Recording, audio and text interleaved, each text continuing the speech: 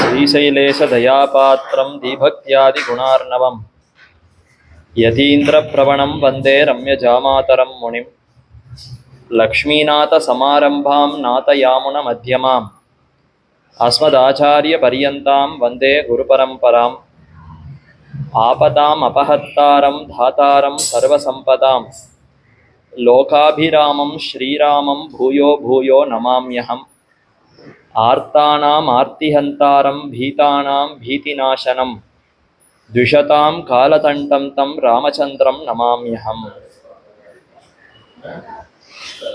ஸ்ரீயப்பதியான எம்பெருமான் தசரதாத்மஜனாக சக்கரவர்த்தி திருமகனாக அவதரித்தார். அந்த சக்கரவர்த்தி திருமகனுடைய பெருமகளை அடியேன் முன்னம் விண்ணப்பித்த இந்த ஸ்லோகங்கள் விளக்குகிறது. ஆபதாம் அபஹர்த்தாரம், நமக்கு ஏற்படக்கூடிய ஆபத்துகள், துன்பங்கள், துக்கங்கள், அந்த துக்கங்களை எல்லாம் எம்பெருமான் அபஹரிக்கிறான். பக்தர்களுடைய கஷ்டங்களை எல்லாம் எம்பெருமான் போக்குகிறான். அடியார்களுடைய அல்லல்களை தீர்க்கிறான். ஆபதாம் அபஹர்த்தாரம், மாறி மாறி பல பிறப்பும் பிறந்துன்னு இந்த சம்சாரத்தில் மீண்டும் மீண்டும் பல பிறவிகளை எடுக்கிறோம். ஒவ்வொரு பிறவியிலும் அறிவின்மையாலே பல தாழ்ந்த காரியங்களையே மீண்டும் மீண்டும் செய்கிறோம். ஞானத்திற்கு தக்கவாறு அனுஷ்டானங்கள் இருக்கிறதான்னு பார்த்தால் அப்படி அல்ல. உடலே பெரியது. உடலுக்கு நல்ல ஆரோக்கியத்தை வளர்த்து கொள்ள வேண்டும். உடலுக்கு எது சுகமோ எது நன்மை கொடுக்குமோ அதிலேயே ஈடுபட்டு இருக்க வேண்டும். அதற்கு வேண்டிய வசதி வாய்ப்புகளை பெருக்கிக் கொள்ள வேண்டும். அதிலேயே ஈடுபடுகிறோம். உடலை காட்டிலும் ஜீவாத்மா வேறு. நாம் எல்லோருமே ஜீவாத்மா, பரமாத்மாவுக்கு அடிமை. இந்த ஜீவாத்மா எத்தாலும் அழிக்க முடியாதவர். ஜீவாத்மா ரொம்ப நுண்ணிய வடிவத்தில் இருப்பவர். அவருக்கு ஆசை, துக்கம் இந்த மாதிரி எந்த தன்மைகளும் கிடையாது. ஞானமே வடிவமாக இருப்பவர். எப்போதும் பரமாத்மாவையே இடைவிடாமல் சிந்தித்து அவருக்கு எது ஆனந்தத்தை விளக்குமோ அதிலேயே ஈடுபட்டிருப்பவர் என்று ஜீவாத்மாவை புரிந்து கொள்ள வேண்டும். ஆனால் அந்த ஞானமெல்லாம் இல்லாமல் உடலே ஆத்மா என்று பிரமித்து போய் தேகத்துக்கு வேண்டிய செயல்களையே புரிகிறோம். படிக்கிறோம், ஏதோ கல்லூரியில் வாசிக்கிறோம், அடுத்து உத்தியோகத்துக்கு போகிறோம், பணம் காசு சம்பாதிக்கிறோம், மனைவி, மக்கள், உற்றார்கள், உறவினர்கள், கேளிக்கைகள்னு இதிலேயே ஈடுபட்டு நம்முடைய வாழ்க்கை முழுவதையும் இதிலேயே செலவழித்து விடுகிறோம். அப்படி செலவழிக்கும் பொழுது கூட தர்ம வழியில செலவழிக்கிறோமான்னு கேட்டால் அவனவனுக்கு விதிக்கப்பட்ட தர்மங்களையும் மீறுகிறோம். சாஸ்திரங்கள்ல எதை செய்யன்னு சொல்லுகிறதோ அதை செய்யாமல் விடுகிறோம். எதை செய்யக்கூடாதுன்னு கூறியிருக்கிறதோ அதை விருப்பத்தோடு செய்கிறோம்.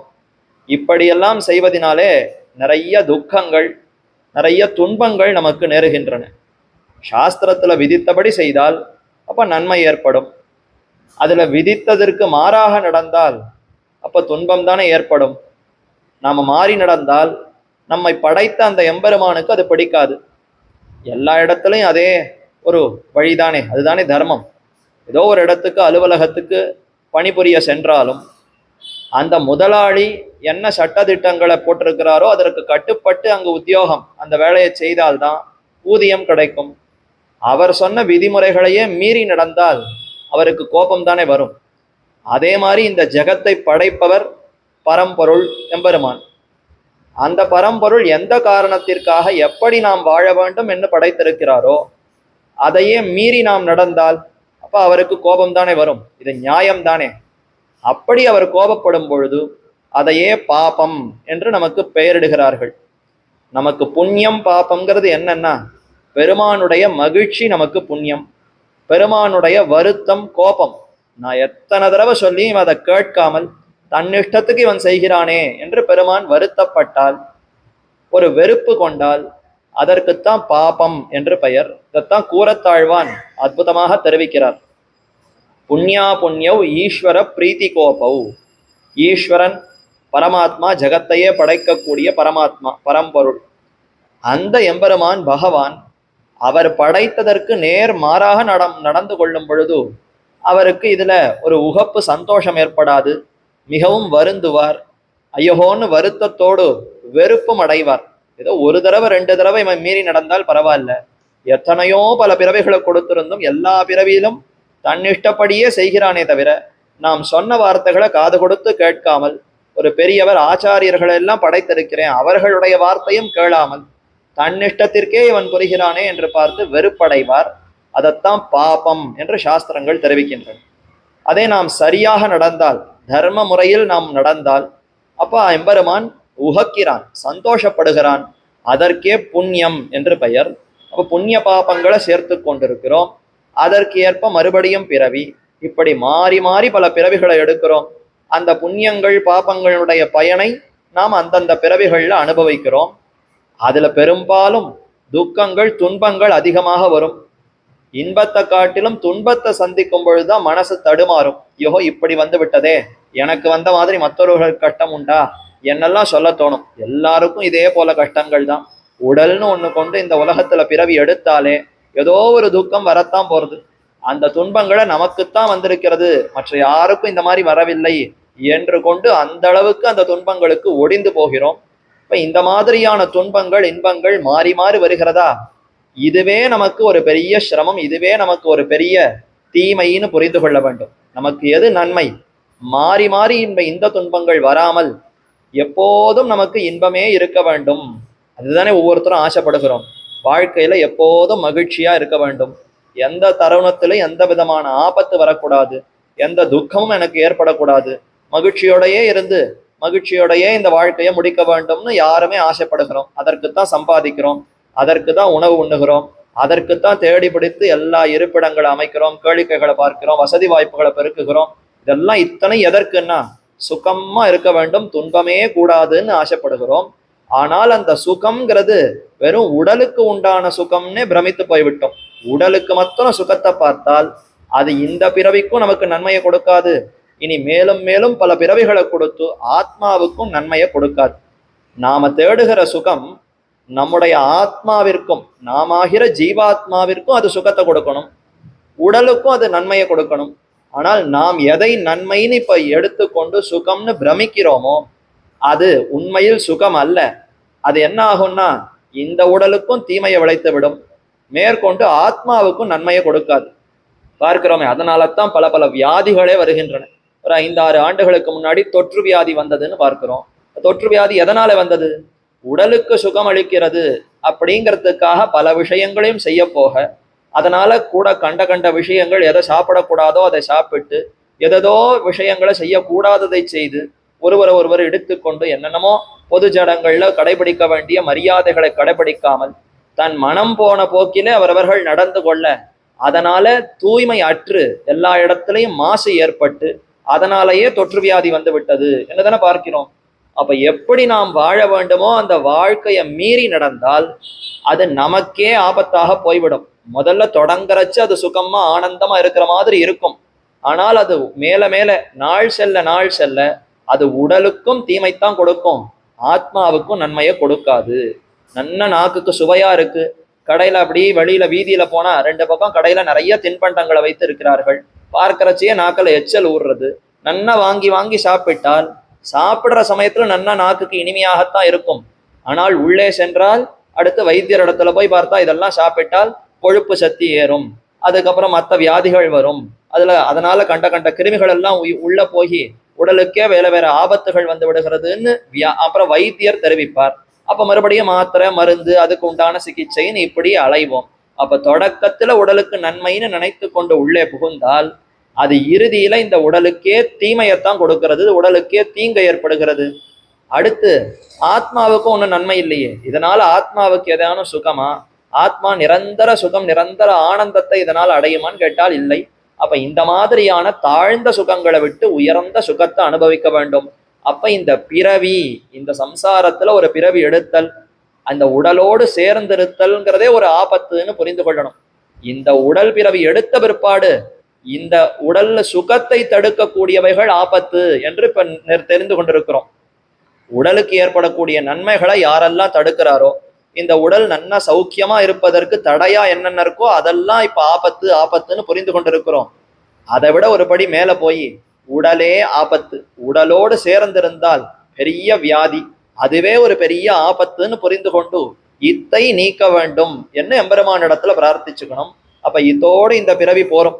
இந்த உடலுக்கும் சத்துவகுணம் அதிகரிக்கணும். ரஜோகுணம் தமோகுணம் அதிகரித்தால் ஆபத்து அதிகம். ரஜோகுணம் தமோகுணம் குறைந்து சத்துவகுணம் அதிகரித்ததுன்னு சொன்னால் நல்ல ஆரோக்கியமான உடலாக இருக்கும். சத்துவகுணத்தை காட்டிலும் மேலானது ஆரோக்கியத்துல சிறந்தது வேறொன்று இல்லைன்னு ஆச்சாரியர்கள் குறிப்பிடுகிறார்கள். கண்ணன் கீதையிலும் தெரிவிக்கிறான். அப்படிப்பட்ட க்ஷேமம் நமக்கு ஏற்பட வேண்டுமா? அதைத்தான் இப்ப ஆபதாம் அபஹர்த்தாரம். அப்ப உடலுக்கு ஏற்படக்கூடிய இந்த ரஜோகுணம் தமோகுணத்தினால ஏற்படக்கூடிய அந்த ஆபத்து, அந்த என்னென்ன துக்கங்கள், என்னென்ன துன்பங்கள், என்னென்ன அள்ளல்கள் உண்டோ அதை அனைத்தையும் இப்ப ராமபிரான் போக்குகிறானா. ராமன்னு சொன்னாலே அழகா, அப்ப அந்த அழகான திருமேனியில ஈடுபட இந்த ராமனை தவிர என் கண்கள் மற்றொன்றினல் நோக்காது என்று அவரிடத்திலே ஈடுபடும். பிள்ளை உறங்காவில்லிதாசர் என்கிற ஆச்சாரியரை பத்தி கேள்விப்பட்டிருக்கலாம். அவர் முன்னாடி ராமானுஜருடைய சிஷ்யர் ஆவதற்கு முன்பாக எப்படி இருந்தார்னா, தன்னுடைய மனைவியினுடைய கண்கள், பொன்னாய்ச்சின்னு அவளுக்கு துணைவியார் மனைவி, அந்த இல்லத்தரசி மனைவியினிடத்துல மிகுந்த ஈடுபாடோடு இருந்தாராம். அவளுக்கு இருக்கக்கூடிய அழகுக்கு சமமாக மற்றொருவருக்கு அழகில்லை, அவளுடைய கண்ணழகு ஒன்றே போரும், அதற்கே நான் தோற்றவன் என்று அந்த அளவுக்கு தன்னுடைய மனைவியினுடைய கண்ணழகுல ஈடுபட்டிருந்தார். எந்த அளவுக்கு ஈடுபட்டிருந்தார்னா, வீதியில நடந்து செல்லுகிற சமயத்துல கூட வெயிலால அந்த கண்களுக்கு என்ன வாட்டம் வந்து விடுமோ, அவளுடைய உடலுக்கு வெயில் தாக்கித்துன்னா வெயிலினுடைய அந்த பாதிப்பினால அவள் என்ன கஷ்டப்படுவளோ என்பதற்காக பெரிய குடைய பிடித்து கொண்டு ஆளவட்டம் விசிறி வீசிக்கொண்டு இப்படியெல்லாம் அவளுக்கு தொண்டு புரிந்து கொண்டு வீதியில நடக்கிறச்ச தன்னுடைய மனைவிக்கு இப்படியெல்லாம் தொண்டு புரிந்து கொண்டிருந்தார் பிள்ளை உறங்காவெல்லி தாசர். தனுர்தாசர் என்று அவருக்கு பெயர். அப்படி இருந்தவர் இப்படி வீதியில போய் கொண்டிருக்கிற சமயத்துல தன்னுடைய மனைவிக்கு கொடையும் பிடித்து கொண்டு விசிறியும் வீசிக்கொண்டு போகிறத பார்த்தா ஊராரெல்லாம் சிரிக்கிறா. இப்படி கூட ஒரு மனைவிக்கு தொண்டனா தாசனா ஒருத்தர் இருப்பாரா என்று மிகவும் கேலி செய்கிறார்கள். அதே சமயத்துல ராமானுசர், சுவாமி ராமானுசர் ஜெகதாச்சாரியர், அவர் பார்க்கிறார். அப்போது ஒரு சிந்தை செய்தே, இவனை கூட திருத்தலாமே, இவனிடத்துல நல்ல குணம் இருக்கிறதே, அழகிலே ஈடுபட வேண்டும், அந்த அழகுக்கு எந்த ஆபத்தும் வரக்கூடாதுங்கிற ஒரு குணம் இவனிடத்துல இருக்கா, இந்த தன்மையை பார்த்து இவனிடத்துல நாம அருளை பொழிய வேண்டும்னு ராமானுசர் முடிவு செய்தார். உடனே அவரிடத்துல போய், இதை விட உயர்ந்த அழகு இருக்கிறதுன்னு உனக்கு காட்டினால் நீ என்ன செய்வாய்ன்னு கேட்க, அப்படி கிடையவே கிடையாதுன்னா, உலகத்துல என்னுடைய மனைவியினுடைய அழகு அவருடைய கண்ணழகுக்கு விட உயர்ந்த அழகுன்னு மத்தொன்னு இல்லைன்னு அவர் சொன்னாராம். இருக்குப்பா, இருக்குன்னு நான் காட்டினால் நீ என்ன செய்வாய்ன்னு கேட்க, அந்த அழகு இருப்பவர் யாரோ அவருக்கே நான் அடிமை, என்னுடைய வாழ்நாள் முழுவதும் நான் அவருக்கு அடிமையாக இருந்து அந்த அழகுக்கு எந்த ஆபத்தும் இல்லாதபடி நான் ரட்சிப்பேன், பல்லாண்டு பாடுவேன், சுத்தி சுத்தி பாதுகாப்பாக இருப்பேன்னு வாக்குறுதி கொடுத்தாராம். அவர் அப்படியே கையை பிடித்து அழைத்து கொண்டு போய் நேரே அரங்கத்தம்மான் திருவரங்கத்துல சயனித்துக் கொண்டிருக்கக்கூடிய பெரிய பெருமாள் அவ்வெம்பெருமானிடத்துல அழைத்து கொண்டு போய் பெருமானிடத்துல பிரார்த்தித்தார். நீர் எப்படி திருப்பானாழ்வாருக்கு உம்முடைய அழக காட்டி கொடுத்தீரோ, காட்டவே கண்ட பாத கமலம் நல்லாட யுந்தி தேட்டரு முதரபந்தம் திருமார்பு கண்டம் செவ்வாய் வாட்டமில் கண்கள் மேனி முனியேறி தனிபுகுந்து பாட்டினால் கண்டு வாழும் பாணரு தாழ் பரவினோமே. ஆச்சரியமா திருப்பானாழ்வார் பெருமானுடைய ஆபாத சூடம் திருவடியிலிருந்து திருமுடி வரைக்கும் இருக்கக்கூடிய ஒவ்வொரு அழகையா அனுபவித்தவர் இத சேவித்த என்னுடைய கண்கள் மத்தொன்னினை காணாவே என்ன முடித்தாரா. அதே நிலைமை இப்ப பிள்ளை உறங்காவில்லிதாசருக்கு ஏற்பட்டது. அந்த அழக சேவித்தவர், ஐயோ இப்ப ஏற்பட்ட அழகா, தாழ்ந்த அழகில ஈடுபட்டிருந்தேனே, இந்த உயர்ந்த எம்பெருமானுடைய அழகை இத்தனை நாள் இழந்தேனே, இனி இவருக்கே தாசன் தொண்டன் என்று தெரிந்து கொண்டு இந்த அழக காட்டி கொடுத்த ராமானுசருக்கு அடியேன் தாசன், அடியேன் ராமானுசதாசன் அன்றிலிருந்து மாறி பெரிய பெருமாளுக்கும் ராமானுசருக்குமே தொண்டுகளை செய்தார்னு பார்க்கிறோம். அப்ப ராமன் எதற்கு இதெல்லாம் சொல்ல வந்தேன்னா, நம்முடைய வெளி இந்திரியங்கள் எல்லாம் வெளி விஷயங்களை நோக்கி ஓடத்தான் ஆபத்துகள் நமக்கு வருகின்றன. அந்த இந்திரியங்களை எல்லாம் உயர்ந்த விஷயத்தை நோக்கி திருப்பினால் அப்ப ஆபத்து வராது. அதற்குத்தான் இப்ப ராமன் அழகான சிறந்த திருமேனி அழகை நமக்கு காட்டி நம்மை வசீகரிக்கிறான். ராமபிரானுடைய அழகுல நம்ம கண் வச்சுட்டோம்னா அப்ப ஆபத்தாம் அபகர்த்தாரம், நம்முடைய ஆபத்துகளை எல்லாம் ராமன் என்னன்னோ பெரிய வில்லு அம்பு எதிரிகளை எல்லாம் அழித்து நம்முடைய ஆபத்தை போக்கணுமானா வேண்டவே வேண்டாம். நம்ம இடத்துல அந்த அளவுக்கு ரொம்ப ரொம்ப எதிரிகள் ராட்சசர்கள் அவர்களெல்லாம் நமக்கு ஆபத்து கொடுக்கல. நம் கண் காது முதலான இந்த புலன்களே நமக்கு எதிரிகளாக இருந்து அவர்கள் மூலமாகத்தான் நமக்கு தொல்லை ஏற்படுகிறது. கண் எதையோ பார்க்கணுங்கிறது, வாய் எதையோ பேசணும், எதையோ சுவைக்கணுங்கிறது, காது எதையோ கேட்கக்கூடாத விஷயங்களை கேட்கணும்னு ஆசைப்படுகிறது. இந்த மாதிரி இந்திரியங்கள் புலன்கள் அதுவே நமக்கு சத்ருவாக ஆபத்தை கொடுக்கிறதா? இந்த இந்திரியங்களை எல்லாம் இப்ப பெருமாள் தன் வசமாக ஆக்கி விட்டார்னா ஆபத்துகள் எல்லாம் போய்விடுமே. வெளி விஷயங்கள்ல போகாமல் அவரிடத்துல ஈடுபட்டால் அப்ப அத்தனை ஆபத்தும் தீர்ந்துவிடும். ஆபத்தாம் அபகர்த்தாரம் தாத்தாரம் சர்வசம்பதாம். அப்ப ஆபத்தெல்லாம் போக்கியாச்சு. இந்திரியங்கள் வெளி விஷயங்களுக்கு போகாதபடி தன்னிடத்திலேயே ஈடுபடுத்தி கொண்டார். அதற்கடுத்து என்னாகும்? சர்வசம்பதாம் தாத்தாரம், வேண்டிய அத்தனை செல்வங்களையும் கொடுப்பாராம். இத்தனை காலம் நமக்கு செல்வம் இல்லாமல் தவித்து கொண்டிருந்தாலும் ராமபிரானை அனுபவிக்க அனுபவிக்க நமக்கு வேண்டிய செல்வங்கள் வரும். அப்ப நிறைய சொத்து காசு பணம் இதெல்லாம் சேருமா? நிறைய அங்கங்க புலன்கள் நிலங்கள் எல்லாம் வாங்கி போடலாமா? அதைத்தான் ராமர் கொடுப்பறான்னா அந்த செல்வம் இங்கு கூறப்படவே இல்லை. மறுபடியும் இந்த சொத்து சுகம் இந்த காசு பணங்கள் எல்லாம் உடலுக்குத்தான் மகிழ்ச்சியை கொடுக்குமே தவிர ஆத்மாவுக்கு மகிழ்ச்சியை கொடுக்காதே. அப்ப ஆத்மாவுக்கு எது சம்பத்தோ அதை ராமன் கொடுக்கிறார்னு தெரிந்து கொள்ள வேண்டும். சிறந்த ஞானம் யார் கலக்கினாலும் பல பேரும் பக்தர்களான பிற்பாடு உறவினர்கள்லாம் கலக்குவர்கள். என்ன நீ பாட்டுக்க பக்தன் ஆயிட்ட, அவ்வளவு சுலபமா எல்லாம் எம்பெருமான நினைக்காதே, அவர் நிறைய கஷ்டத்தை கொடுப்பார். நீ பக்தன் பாகவதன்னு சொல்லிக்கொண்டு பெருமான் பின்னாடிக்கு போனா யார் உனக்கு பணம் காசு கொடுப்பா? எப்படி உத்தியோகம் உனக்கு கிடைக்கும்? நீ எப்படி சம்பாதிப்ப? ஆனா சம்பாதிச்சாதானே உன்னை பார்த்துக்க முடியும், குடும்பத்தை பார்த்துக்க முடியும், தாயார் தகப்பனாரை கவனிக்க முடியும், நல்ல வீடு இதெல்லாம் வருமானம் எல்லாம் இருந்தாதான் உன்னையே நீ கவனித்துக் கொள்ள முடியும். இதெல்லாம் பக்தி. தெய்வத்துக்கு பின்னாடி போனா இதெல்லாம் கிடைக்குமான்னு கிளப்பி விடுவார்கள், நம்மையே குழப்பி விடுவார்கள். அந்த கலக்கம் எல்லாம் போகி அல்ல அல்ல சிறந்த ஞானத்தை நமக்கு செல்வமாக கொடுப்பார். அந்த ஞானம் இருந்ததுன்னா மற்ற எதுவுமே துச்சம். ஞானத்துக்கு சமமா மற்ற எதுவுமே செல்வம் இல்லையே. அப்ப எம்பெருமானுடைய திருவடிகளை தவிர வேறு எதுவும் நமக்கு தங்கம் அல்ல. யோனித்யம் அச்சுத பதாம்புஜ யுக்ம ருக்ம வியாமோகத ஸ்ததிதராணி திருநாயமேனே என்று எம்பெருமானாரை கொண்டாடும் பொழுது நித்தியம் அச்சுதனுடைய திருவடிகள், எம்பெருமான் ஸ்ரீயப்பதியினுடைய திருவடிகள் தான் நமக்கு உயர்ந்த தங்கமே தவிர அதை தவிர பக்கத்துல பெரிய தங்க குடமே வைத்திருந்தாலும் அதை தங்கம்னு மதிக்க மாட்டாரா ராமானுசர். எம்பெருமானுடைய திருவடி இருக்கு, பக்கத்திலேயே பெரிய தங்க குடம் இருக்கு. நாம ரெண்டுத்தையும் பார்க்கறச்ச நம்ம மனசு எதுல போகும்? திருவடி எப்பவும் இருக்கத்தான் இருக்கு, தங்க குடமாமே ரொம்ப ஆச்சரியமா இருக்கே, என்ன விலை மதிப்பாத்ததான் இருக்குமே, என்ன விலையா இருக்கும், என்ன அதுக்கு வேலைப்பாடு இருக்கு, யார் செஞ்சான்னு தெரியலையே, யாருடையதுன்னு தெரியலையேன்னு புத்தி அதுலயே ஈடுபடும். ஆனா ராமானுசர் இந்த தங்க குடத்தை தங்கம்னு கூட மதிக்க மாட்டாராம், அது ஒரு பொருளாகவே மதிக்க மாட்டார், புல்லுக்கு சமம்னு கருதுவார். எம்பெருமானுடைய திருவடிகள் தான் உயர்ந்த தங்கம்னு கருதி இருப்பாராம். அப்படி ராமபிரானுடைய அடியவர்களாக ஆனால் அப்ப அவர் நமக்கு வேண்டிய செல்வங்களை கொடுக்கிறார்னா சிறந்த ஞானம், சிறந்த பக்தி, சிறந்த வைராக்கியம். உலக விஷயங்கள்ல இனி ஈடுபட மாட்டேன், அதனால எனக்கு மேலும் மேலும் ஆபத்து தான் வருகிறதே தவிர எனக்கு ஆத்மாவுக்கு நன்மையே அத்தால ஒன்றும் இல்லை என்று ஒருவன் நன்றாக புரிந்து கொண்டு ராமபிரானுடைய கைங்கரியங்களை பெறுகிறான்.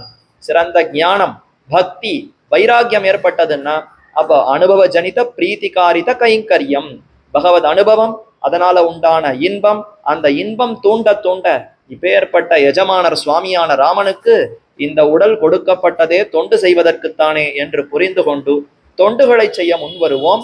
இதையே சம்பத்துன்னு கொள்ள வேண்டும். அப்ப நம்மிடத்துல இருக்கக்கூடிய ஆபத்தை எல்லாம் போக்குகிறான், நமக்கு வேண்டிய செல்வங்களை கொடுக்கிறான்னா ராமபிரானை தவிர மற்ற எதையும் செல்வமாக கருதாமல் ராமனுக்கு வேண்டிய தொண்டுகளை செய்வதே நமக்கு சிறந்த செல்வம்னு புரிந்து கொள்ளுவோம். தாத்தாரம் சர்வசம்பதாம் லோகாபிராமம் ஸ்ரீராமம். இப்படிப்பட்ட ராமன் உலக அனைவராலும் மிகவும் ஈடுபடத்தக்கவனாக இருக்கிறான். அயோத்தி நகர ஜனங்கள் அத்தனை பேரும் ஈடுபட்டார்கள்.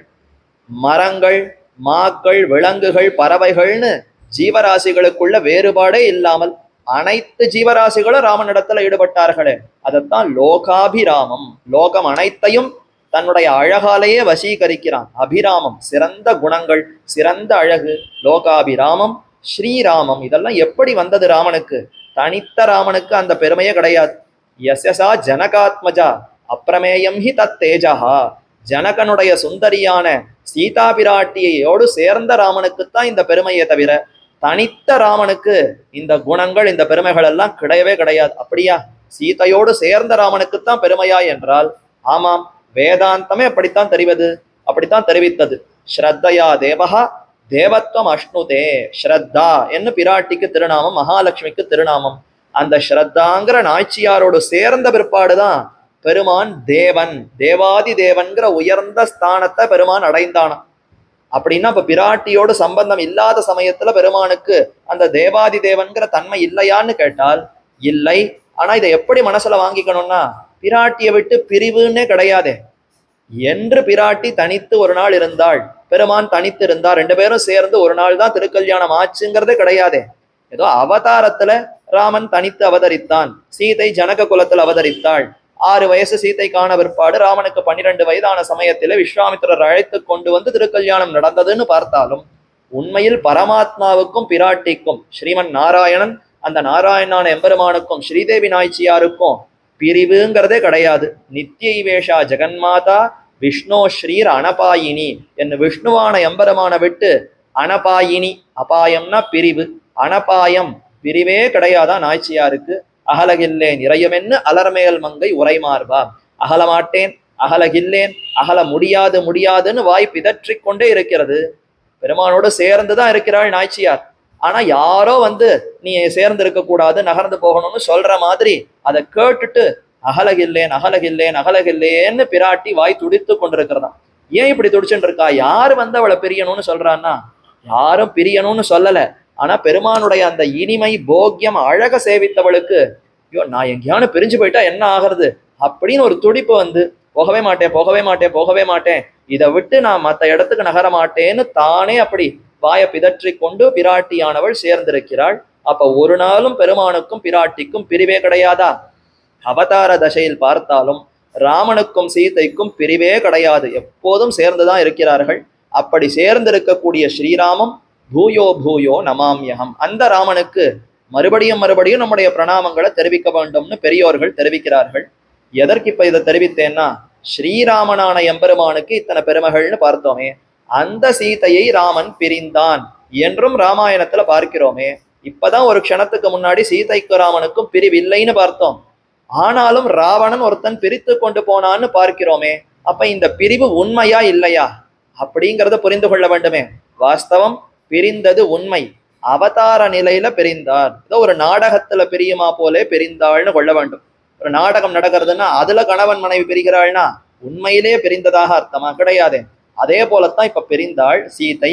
ராவணன் சிறை வைத்தான், ராவணன் அபகரித்து கொண்டு போனான் என்ன ஒரு வியாஜம், ஒரு சாக்கை வைத்து பிராட்டி வலிய சிறை புகுந்தாளாம். இதத்தான் சிறை இருந்தவள் ஏத்தம். ஸ்ரீராமாயணம் எதை பத்தி தெரிவிக்கிறதுன்னு ஏற்கனவே பார்த்தோம். காவியம் ராமாயணம் கிருத்ஸ்னம் சீதாயாச்சரிதம் மகது பௌலஸ்திய வதமித்யேவம் என்று வால்மீகியே தெரிவிக்கிறார். ராமாயணத்துக்கு 3 பெயர் வைத்தாராம். ஒன்னு ராமாயணம்னு ஒரு பெயர், சீதாயாகா சரித்திரம், சீதையனுடைய சரித்திரம்னு மற்றொரு பெயர் வைத்தாராம். பௌலஸ்திய வதம், புலஸ்தியருடைய வம்சத்துல வந்தவன் ராவணன், அதனால பௌலஸ்தியன் என்ன அவனுக்கு பெயர். பௌலஸ்தியனை வதம் பண்ணினார் ராமன், அதனால பௌலஸ்திய வதம் என்று 3 பெயரை சூட்டினாராம். ஆனா இந்த 3 பெயர்ல எது அவருக்கு மிகவும் பிடித்த பெயர்னா மகது சீதாயாகா சரித்திரம். காவியம் ராமாயணம் கிருஷ்ணம் சீதாயாச்சரிதம் மகத் என்று 3 பெயரை சொல்லும் பொழுது மகத்துன்னு ஒரு விசேஷனம், அடைமொழி. அந்த விசேஷணத்தை சீதாயாச்சரிதம்ங்கிற திருநாமத்துக்கு முன்னாடி சேர்க்கிறார். ராமாயணம் வெறும தெரிவிக்கிறார், மகத் ராமாயணம்னு சொல்லல. பௌலஸ்தியவதம்னு சொல்லும் பொழுது மகத் பௌலஸ்தியவதம்னு சொல்லல. சொற்களே சேரல. சொன்னா இங்க சரியாவே சேராது, கேட்பதற்கும் அவ்வளவு இனிமையா இல்லை. ஆனா மகத் சீதாயாகா சரிதம்னு சொன்னால் ரொம்ப ஆச்சரியமா இருக்கே. அப்ப காவியம் முழுவதும், ராமாயணம் முழுவதும் யாருடைய பெருமை பேச வந்ததுன்னா சீதா பிராட்டியினுடைய பெருமையே பேச வந்தது. அப்படியா? சீதை அப்படி என்ன செய்து விட்டால் அவளுடைய பெருமையை பேச வேண்டும்னா, அவள் தானே வலிய சிறை புகுந்தாள். இல்லையே, ராவணன் தானே சிறை பிடித்து கொண்டு போனான்னு பார்த்தோமே. அப்படித்தானே கதையில் அமைந்திருக்கிறதுன்னா அது யாரோ சீதையினுடைய பெருமை அறியாதவர்கள் கூறும் வார்த்தையே தவிர சீதை மகாலட்சுமி தாயாருடைய அவதாரம். அவளுக்கு இருக்கக்கூடிய பிரபாவத்தை பார்த்தால் யாராவது ஒருத்தர் சிறை பிடிக்குமா போலே சாதாரணப்பட்டவளா அவள். நான் போய் நினைத்தா சீதையை சிறைபிடிக்க முடியுமா? அதே மாதிரி தான் ராவணன் நினைத்தாலும் சிறைபிடிக்க முடியாதவள் தான் சீதை. அப்படி இருக்க எப்படி ராவணன் சிறைப்பிடித்தான்னா, தான் சம்மதித்தாள். சீதையே சம்மதித்து ராவணனோடு சிறை இருப்பதற்கு சென்றாலாம். எதற்கு சிறை இருக்கணும்? அது கூட தேவையா? சிறை இருக்கிறதுங்கிறது ரொம்ப தாழ்ந்ததாச்சே. சிறையில போய் இருந்து விட்டு வந்தோம்னு சொன்னா ஊர் முழுக்க அவமானம் தானே வரும். யார அப்புறம் வெளியில தலையே காட்ட முடியாது. அந்த அளவுக்கு ஒரு பெரிய கீர்த்தியே இல்லாமல் அபகீர்த்தி, ரொம்ப தாழ்ந்த நிலைமை ஆய்விட்டு விடுமே. அதற்கு போய் சீதை இணங்கினால ஏன் இப்படி செய்தாள்னா, அதுவா ஒன்றும் இல்லை. தேவஸ்திரீகளுடைய சிறையை விடுவிப்பதற்காக சீதை வலிய சிறை புகுந்தாளாம். அதே மாதிரி நம் போன்ற தாழ்ந்தவர்கள் நம்மை இந்த உலகத்திலிருந்து உய்விப்பதற்காக இந்த உலகத்துல வந்து பிறந்தாள். ரெண்டு விதமா இதை அனுபவிக்கலாம். முதல்ல அவள் ஏன் பிறந்தாள்? இந்த லோகத்துல பிறந்திருக்கவே வேண்டாமே. ஏன் பிறந்தாள்னா, ஒரு குழந்தை அப்படி கிணத்தங்கரையில விழுந்து விளையாடின்னு இருக்கு. தாயார் பக்கத்துல ஏதோ வேலை செய்து கொண்டிருக்கிறாள். குழந்தை அப்படி விளையாடுற சமயத்துல ஜோப்புன்னு கிணத்துல விழுந்துடுத்து அப்படின்னா தாயார் அலறி அடித்து கொண்டு உடனே போய் கிணத்துல விழுவாளா? ஐயோ ஐயோ ஐயோன்னு மேல இருந்து யார் வந்து காப்பாத்துவா, யார் வந்து காப்பாத்துவான்னு துடித்து கொண்டு வெளியிலேயே வெறுமனே இருந்து பார்த்து கொண்டிருப்பாளா? அவளுடைய அன்புக்கு எந்த அளவுக்கு அதிகமா இருக்கும்னா, அடுத்த குழந்தை விழுந்ததுன்னு கேட்ட தெரிஞ்ச அடுத்த க்ஷணம் தன் உயிரை கூட பெரிதா மதிக்க மாட்டாள். தொப்பென்று தானும் கணத்துல விழுந்து விடுவாள் அல்லவா? அதே போலத்தான் இப்ப நாமெல்லாம் சம்சாரத்துல விழுந்து நோவுபட்டு இருக்கிறோம். ரொம்ப கஷ்டப்பட்டு கொண்டு விழுந்தோம் இழந்தோம் இழந்தோம் என்கிற இழவும் இன்னிக்கேன்னு இருக்கும். பெருமானோடு சேர்ந்து அனுபவிக்க வேண்டியது பிராப்தமா இருக்க அந்த பிராப்தத்தையே புரிந்து கொள்ளாமல் பல பல பிறவிகளை எடுத்துக்கொண்டு அதல பாதாளத்துல விழுந்து கொண்டிருக்கிறோம். ஒரு தவளை இருக்கு கிணத்துல, அப்படி தத்தி தத்தி உயர வரணும்னு பார்க்கிறதாம். தினப்படி 4 அடி மேல உயர்வதற்கு தாவி போகும். ஆனா 5 அடி கீழே விழுந்துடும். 4 அடி மேல போகணும்னு முயற்சிக்கும், 5 அடி அடுத்து சரிக்கு கீழே போய் விழுந்துடும். இப்படி ஒரு மாசம் ஆச்சுன்னா எவ்வளவு அடி மேல வந்திருக்கும் அந்த தவளைன்னு கேட்டால் என்ன பதில் வரும்? எவ்வளவு அடி மேல வந்திருக்காது. 30 அடி இன்னும் கீழே பள்ளம் தோண்டி அடியில தான் போயிருக்கும். ஏன்னா 4 அடி மேல போய் 5 அடி கீழே விழுந்துடுத்துன்னா 1 அடி கீழே விழுந்ததுன்னு தானே கணக்கு. அப்ப 30வது நாள் என்ன ஆகும்? 30 அடி இன்னும் பள்ளத்துலதான் போய் சேரும். அத மாதிரித்தான் இந்த சம்சாரத்துல பிறவி எடுத்து இதை முடித்து கொண்டு போகலாம்ங்கிற எண்ணத்தினால எம்பெருமான் சரி சரி இந்த பிறவியோடு இவன் முடித்து கொண்டு விடுவான்னு பிறவி கொடுக்கிறார். நாம என்னமோ அதை செய்து இதை செய்து இதை கடக்கலாம்னு பார்க்க போய் மறுபடியும் இன்னும் பள்ளத்துல விழுந்து மேல மேல பிறவிகளை தான் சேர்த்து கொண்டிருக்கிறோம். அப்படிப்பட்ட நாம் இந்த பாழும் கிணற்றில விழுந்திருக்க சீதை அங்க ஆறி இருப்பளோ, அதனால தானும் தொப்பென்னு குதித்து இங்க வந்து அவதரித்தாளாம். சரி, இங்க அவதரித்ததோடு மட்டுமல்லாமல் இன்னும் ராவணன் போன்ற தாழ்ந்தவர்கள் இருக்கக்கூடிய இடத்திற்கும் போய் அவனை கூட கடை தேற்றி கொண்டு வர வேண்டும். அது ஒரு காரணம். அடுத்து அந்த ராவணன் தேவர்களுடைய பெண்கள், தேவலோகத்தில் இருக்கக்கூடிய ஸ்திரீகள் பெண்கள், அவர்களையெல்லாம் களவாடி சூறையாடி அவர்களையெல்லாம் தன்னுடைய அந்த அரண்மனை சிறையில தண்டனை கைதிகளாக அங்க வைத்திருக்கிறான். தேவர்களையெல்லாம் ஒரே கஷ்டப்படுத்துறான். எல்லாரும் எனக்கு அடிமைகள் என்ன, அவர்களையெல்லாம் தனக்கு அடியாட்கள் பணியாட்களாக வைத்து கொண்டு சூரியனே பயப்படணுமா. லங்கையில சூரியனுடைய கதிர் வெப்பம் அதிகமா வீசக்கூடாது, காற்று மிதமாகத்தான் இருக்கணும், ஓஹோஹோன்னு காற்று அடிக்கக்கூடாது என்ன. இந்த தேவதைகள் அஷ்டதிக் பாலகர்கள் இவர்களெல்லாம் கூட லங்கை என்னாலே மிரண்டு போயிடுவார்களாம். ஐயோ, ராவணன் இருக்கக்கூடிய இடமா, சற்று ரொம்ப ஜாக்கிரதையாகத்தான் இருக்கணும், ஏதான அதிகமா பண்ணிட்டா அவ்வளவுதான் ராவனுடைய தண்டனை, அதற்கு நாம் ஆளாகி விடுவோம்னு தேவர்கள் கூட பயந்து இருக்கக்கூடிய இடமாக அந்த லங்கை இருந்தது. அப்படி இந்த ராவணன் சாதாரண ஒரு அரக்கன், இவன் போய் தேவர்களை எல்லாம் இப்படி சிரமப்படுத்தி தேவஸ்திரீகளை எல்லாம் சிறைபிடித்து வைத்திருந்தான். இப்ப அந்த பெண்களுடைய வருத்தத்தை சகிக்க முடியாமல் தானும் ஒரு பெண் தானே, மாதர் குலத்திலே உதித்த மங்கை, மாதர்க்கு அரசியாக இருக்கக்கூடிய அந்த சீதா பிராட்டியானவள் நாரீனாம் உத்தமாவதுஹு, நாரிகள் பெண்கள், பெண்கள் குலத்திற்கே தலைவியா இருக்கக்கூடிய ஸ்ரீதேவி நாய்ச்சியார். ஐயோ, இந்த பெண்கள் சிரமப்படுகிறான்னா நாம் மட்டும் எதுக்கு உயர்ந்த ஒப்பரிகையில சிம்மாசனத்துல உட்கார்ந்த அனுபவம் வேண்டாம் என்ன, அதை உதறி தள்ளி கீழே வந்து பிறந்தாள். இதே போலத்தான் ஆண்டாளுக்கு பெருமை தெரிவிக்கிறோம்.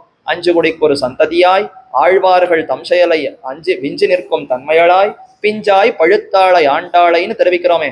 அவள் எதற்கு இங்கு பிறந்தாள்னா, எமக்காக வந்து பிறந்தாள். உண்ணாத வாழ்வான வைகுந்த வான்போகம் தன்னை இகழ்ந்து ஆண்டாள் பெரியாழ்வாருடைய திருமகளாக எமக்காக வந்து பிறந்தார்னு மாமுனிகள் தெரிவிக்கிறார். அப்ப நம்மை கடை தேற்றுவதற்காக பூமி தேவி கலியுகத்திலே பெரியாழ்வார் திருமகளாக பிறந்தாள். அதே மாதிரி இதற்கு முன்னாடி ஒரு யுகத்திற்கு முன்னாடி இது கலியுகம், இதற்கு முன்னாடி துவாபர யுகம், அதற்கு முன்னாடி திரேதாயுகம். அந்த காலத்திலேயே ஸ்ரீதேவி நாய்ச்சியார் சரி இந்த ஜீவாத்மாக்களை கடை தேற்ற வேண்டும் என்பதற்காக தாமும் இந்த சம்சாரத்திலே வந்து பிறந்து அதற்கும் மேற்பட ராவனுடைய பவனத்திலே சிறையிருந்து ராவணனை எப்படியாவது உபதேசித்து திருத்த வேண்டும் என்பதற்காக வலிய சிறை புகுந்தாளாம்.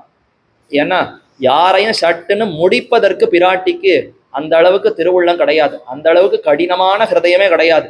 இவனும் வாழ்ந்து போகலாமே, எடுத்த பிறவியில இவனும் ராமனுக்கு தொண்டன்னு திரிந்து வந்தால், இவன் ஒருவன் திருந்தினான்னா இவனுடைய குலமே திருந்து போகும், அத்தனை பேருக்கும் வாழ்ச்சி உண்டு. ஒரே ஒரு ராவணன் தீயவனாக நடக்க அரக்கர் குலம் அத்தனைக்கும் அழிவு.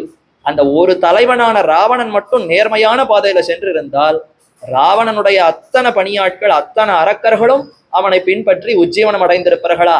இப்படி அடைவிக்க வேணுங்கிற எண்ணத்தினால்தான் பிராட்டி வலிய சிறை புகுந்தாளாம். அப்படி சீதா பிராட்டியை ராவணன் சிறையிலே அகப்படுத்தி வைக்க, அசோகவனத்துல சிறை வைக்க, அதே சமயத்துல இவ்விடத்துல ராமன் தேடிக்கொண்டு வந்தான், வாலியை வீழ்த்தினான், சுக்ரீவனுக்கு பட்டாபிஷேகம் செய்து வைத்தான்கிற அந்த சரித்திரம் வரைக்கும் பார்த்திருக்கிறோம். இனி மேற்கொண்டு என்ன நடந்தது? சுக்ரீவனுக்கு ராஜ்யம் கிடைத்தது, தான் இழந்த அந்த மனைவி ருமை அவளும் சேர்ந்தாள். அடுத்து தாரை, அது வாலியினுடைய மனைவி, அவளும் இவனோடு சேர்ந்து இந்த இருவரோடும் சேர்ந்து ஆனந்தத்தை அனுபவித்தான், போகத்தை அனுபவித்தான். அப்படியே அந்த மயக்கத்திலே நாட்கள் மாதங்கள் நகர்ந்ததையே தெரியாமல் வெறும் கேளிக்கைகள் அனுபவங்களிலே ஈடுபட்டு கொண்டிருந்தானா. கார்த்திகை முடிந்தது, மார்கழி வந்தது, பனிக்காலம் தொடங்கிவிட்டது. ராமனுக்கா உள்ள பதட்டம் அதிகரித்து கொண்டே போகிறது. ஐயோ, காலம் போய்கொண்டே இருக்கிறதே, சீதை எப்படி துடிக்கிறாளோ தெரியவில்லையே, நம்ம விட்டு பிரிந்து அவள் எவ்வளவு துன்பத்துக்கு ஆளாகிறாளோ தெரியவில்லையே. இந்த அழகான வசந்த அதாவது இந்த காலம் கிரீஷ்ம ருத்து, இந்த ருத்து அழகா பனிக்காலம் தொடங்கியது. இப்ப மழையெல்லாம் ஓய்ந்து போனதா, இனி மேற்கொண்டு அந்த இலைகள் துளிர்கள் அதெல்லாம் நன்னாக இப்ப நல்லா பனிப்பட்டு அதெல்லாம் பளிச்சுன்னு இருக்கக்கூடிய அந்த ஒரு காலம். இந்த காலத்துல சீதை அருகே இல்லாமல் இருக்கிறாளே என்ன மிகவும் வருத்தப்படுகிறார். மனசு ரொம்ப மனோகரமா இருக்கு, எல்லா பட்சிகளும் இப்படி சத்தம் போட ஆரம்பித்து விட்டன. ஏன்னா மழை காலத்துல அது அடங்கி இருக்கும். மழையெல்லாம் முடிந்த பிற்பாடு அப்படியே சூரியன் வர ஆரம்பித்து பனியெல்லாம் நகர ஆரம்பித்தால் மேற்கொண்டு பட்சிகள் எல்லாம் கூட்டம் கூட்டமாக அப்படி எல்லா இடத்துலையும் சஞ்சரிக்க ஆரம்பிக்கும். ரிஷிகள் எல்லாம் கூட்டம் கூட்டமாக வந்து தங்களுடைய அனுஷ்டானங்களை செய்ய ஆரம்பிப்பார்கள். இப்படி எல்லாம் நடக்க ஆரம்பித்து விட்டதே. ஆனா எனக்கு மட்டும் இன்னும் சீதை கிடைக்கவில்லையே, இத்தனை மாசங்கள் உருண்டோடி விட்டனவே என்ன மிகவும் வருந்தினார். ஆனால் அந்த சுக்ரீவன் வரவில்லையா, நம்பிக்கையா காத்து கொண்டிருந்தார். நாம் அவனுக்கு நன்றியாக நன்னா அவனுக்கு செய்து கொடுத்தோம், அந்த நன்றி உணர்வோடு அவன் வந்து நம்மை எப்படியாவது நமக்கு உதவி புரிவான்னு காத்து கொண்டிருந்தார். ஆனா சுக்ரீவன் எந்த முயற்சியும் எடுப்பதாக தெரியவில்லை. இந்த வருத்தம், ராமன் இப்படி வருத்தப்படுவதை எல்லாம் பார்த்து லக்ஷ்மணர் அப்படியே துடித்து போனார். ராமனுக்கு இப்படிப்பட்ட ஒரு கஷ்டமா, இனி இப்பவே போய் அந்த சுக்ரீவனை முடித்து விட்டு வருகிறேன்னு வில்லையும் அம்பையும் எடுத்துட்டு அப்படி போனாராம். அப்ப ராமன் தடுக்கிறார். என்னத்துக்கு, இதற்கா, அவனை முடிப்பதற்கா? நெருப்பு அக்னி சாட்சியா அவனை கைப்பிடித்தேன், எனக்கு தம்பி எனக்கு தோழன் அவனை ஏற்றுக்கொண்டது, அவனுடைய பிராணனை எடுப்பதற்கா? சற்று அவனிடத்துல பொறுமையாக பேசி, வாலி போன அந்த வழி இன்னும் திறந்துதான் இருக்கு, நீ ராமனுக்கு வாக்குறுதி கொடுத்தார் போல செய்கிறாயா, இல்லைன்னா உன்னையும் அதே வாலி போன வழியிலே அனுப்பட்டுமான்னு ராமன் கேட்டாருங்கிற செய்தியை மட்டும் நீ போய் சொல்லிவிட்டு வான்னு லக்ஷ்மணனை அனுப்ப, லக்ஷ்மணரும் அதே மாதிரி இப்போ வாலி அதாவது சுக்ரீவன் இருக்கக்கூடிய அந்த அரண்மனை, அவன் இருக்கக்கூடிய அந்த அந்தப்புறத்தை நோக்கி நடக்கிறார். செய்தி இப்ப வானரங்களுக்கெல்லாம் போய்விட்டது. லக்ஷ்மணர் அப்படியே தீப்பொறி பறக்க அத்தனை கோபத்தையும் அடக்கி கொண்டு நேர தடதடன்னு வருகிறாரா. அங்க இருக்கக்கூடிய வானரங்கள் எல்லாம் பார்த்து இந்த செய்தி அப்படியே தீ மாதிரி பரவி நேரே அந்தப்புறத்துக்கு போய்விட்டது. அங்கு திருவடி ஹனுமான் இருக்கிறார். அவரும் போய், ஐயோ இந்த மாதிரி நீ வாக்குறுதி கொடுத்தாயே, அதை இப்படி மறந்து இந்த ருமையோடும் தாரையோடும் நீ அனுபவித்து கொண்டிருக்கிறாயே, இது கூடாது என்று சொல்லி சுக்ரீவனை அப்பதான் தெளியப்படுத்துகிறார். போறோம் இந்த கேளிக்கை இந்த அனுபவம் எல்லாம் ராமனுக்கு வாக்குறுதி கொடுத்ததை நீ நினைவிலே கொண்டு செய்ய தகுந்தவனாக செய்து முடிக்கணும், சொல்ல மீறக்கூடாது என்று ஹனுமான் எடுத்து கூறுகிறார். சரி, அதை கேட்டு சுக்ரீவனும் திருந்து விட்டான். நல்லவன் தான், ஆனா இத்தனை காலத்துக்கு ராஜ்யம் இல்லாமல் தன்னுடைய மனைவியும் இல்லாமல் இருந்ததினாலே இப்ப மீண்டும் அந்த ராஜ்யம் அந்த மனைவி கிடைத்த ஒரு ஆனந்தத்தினாலே சற்று மறந்திருந்தான்.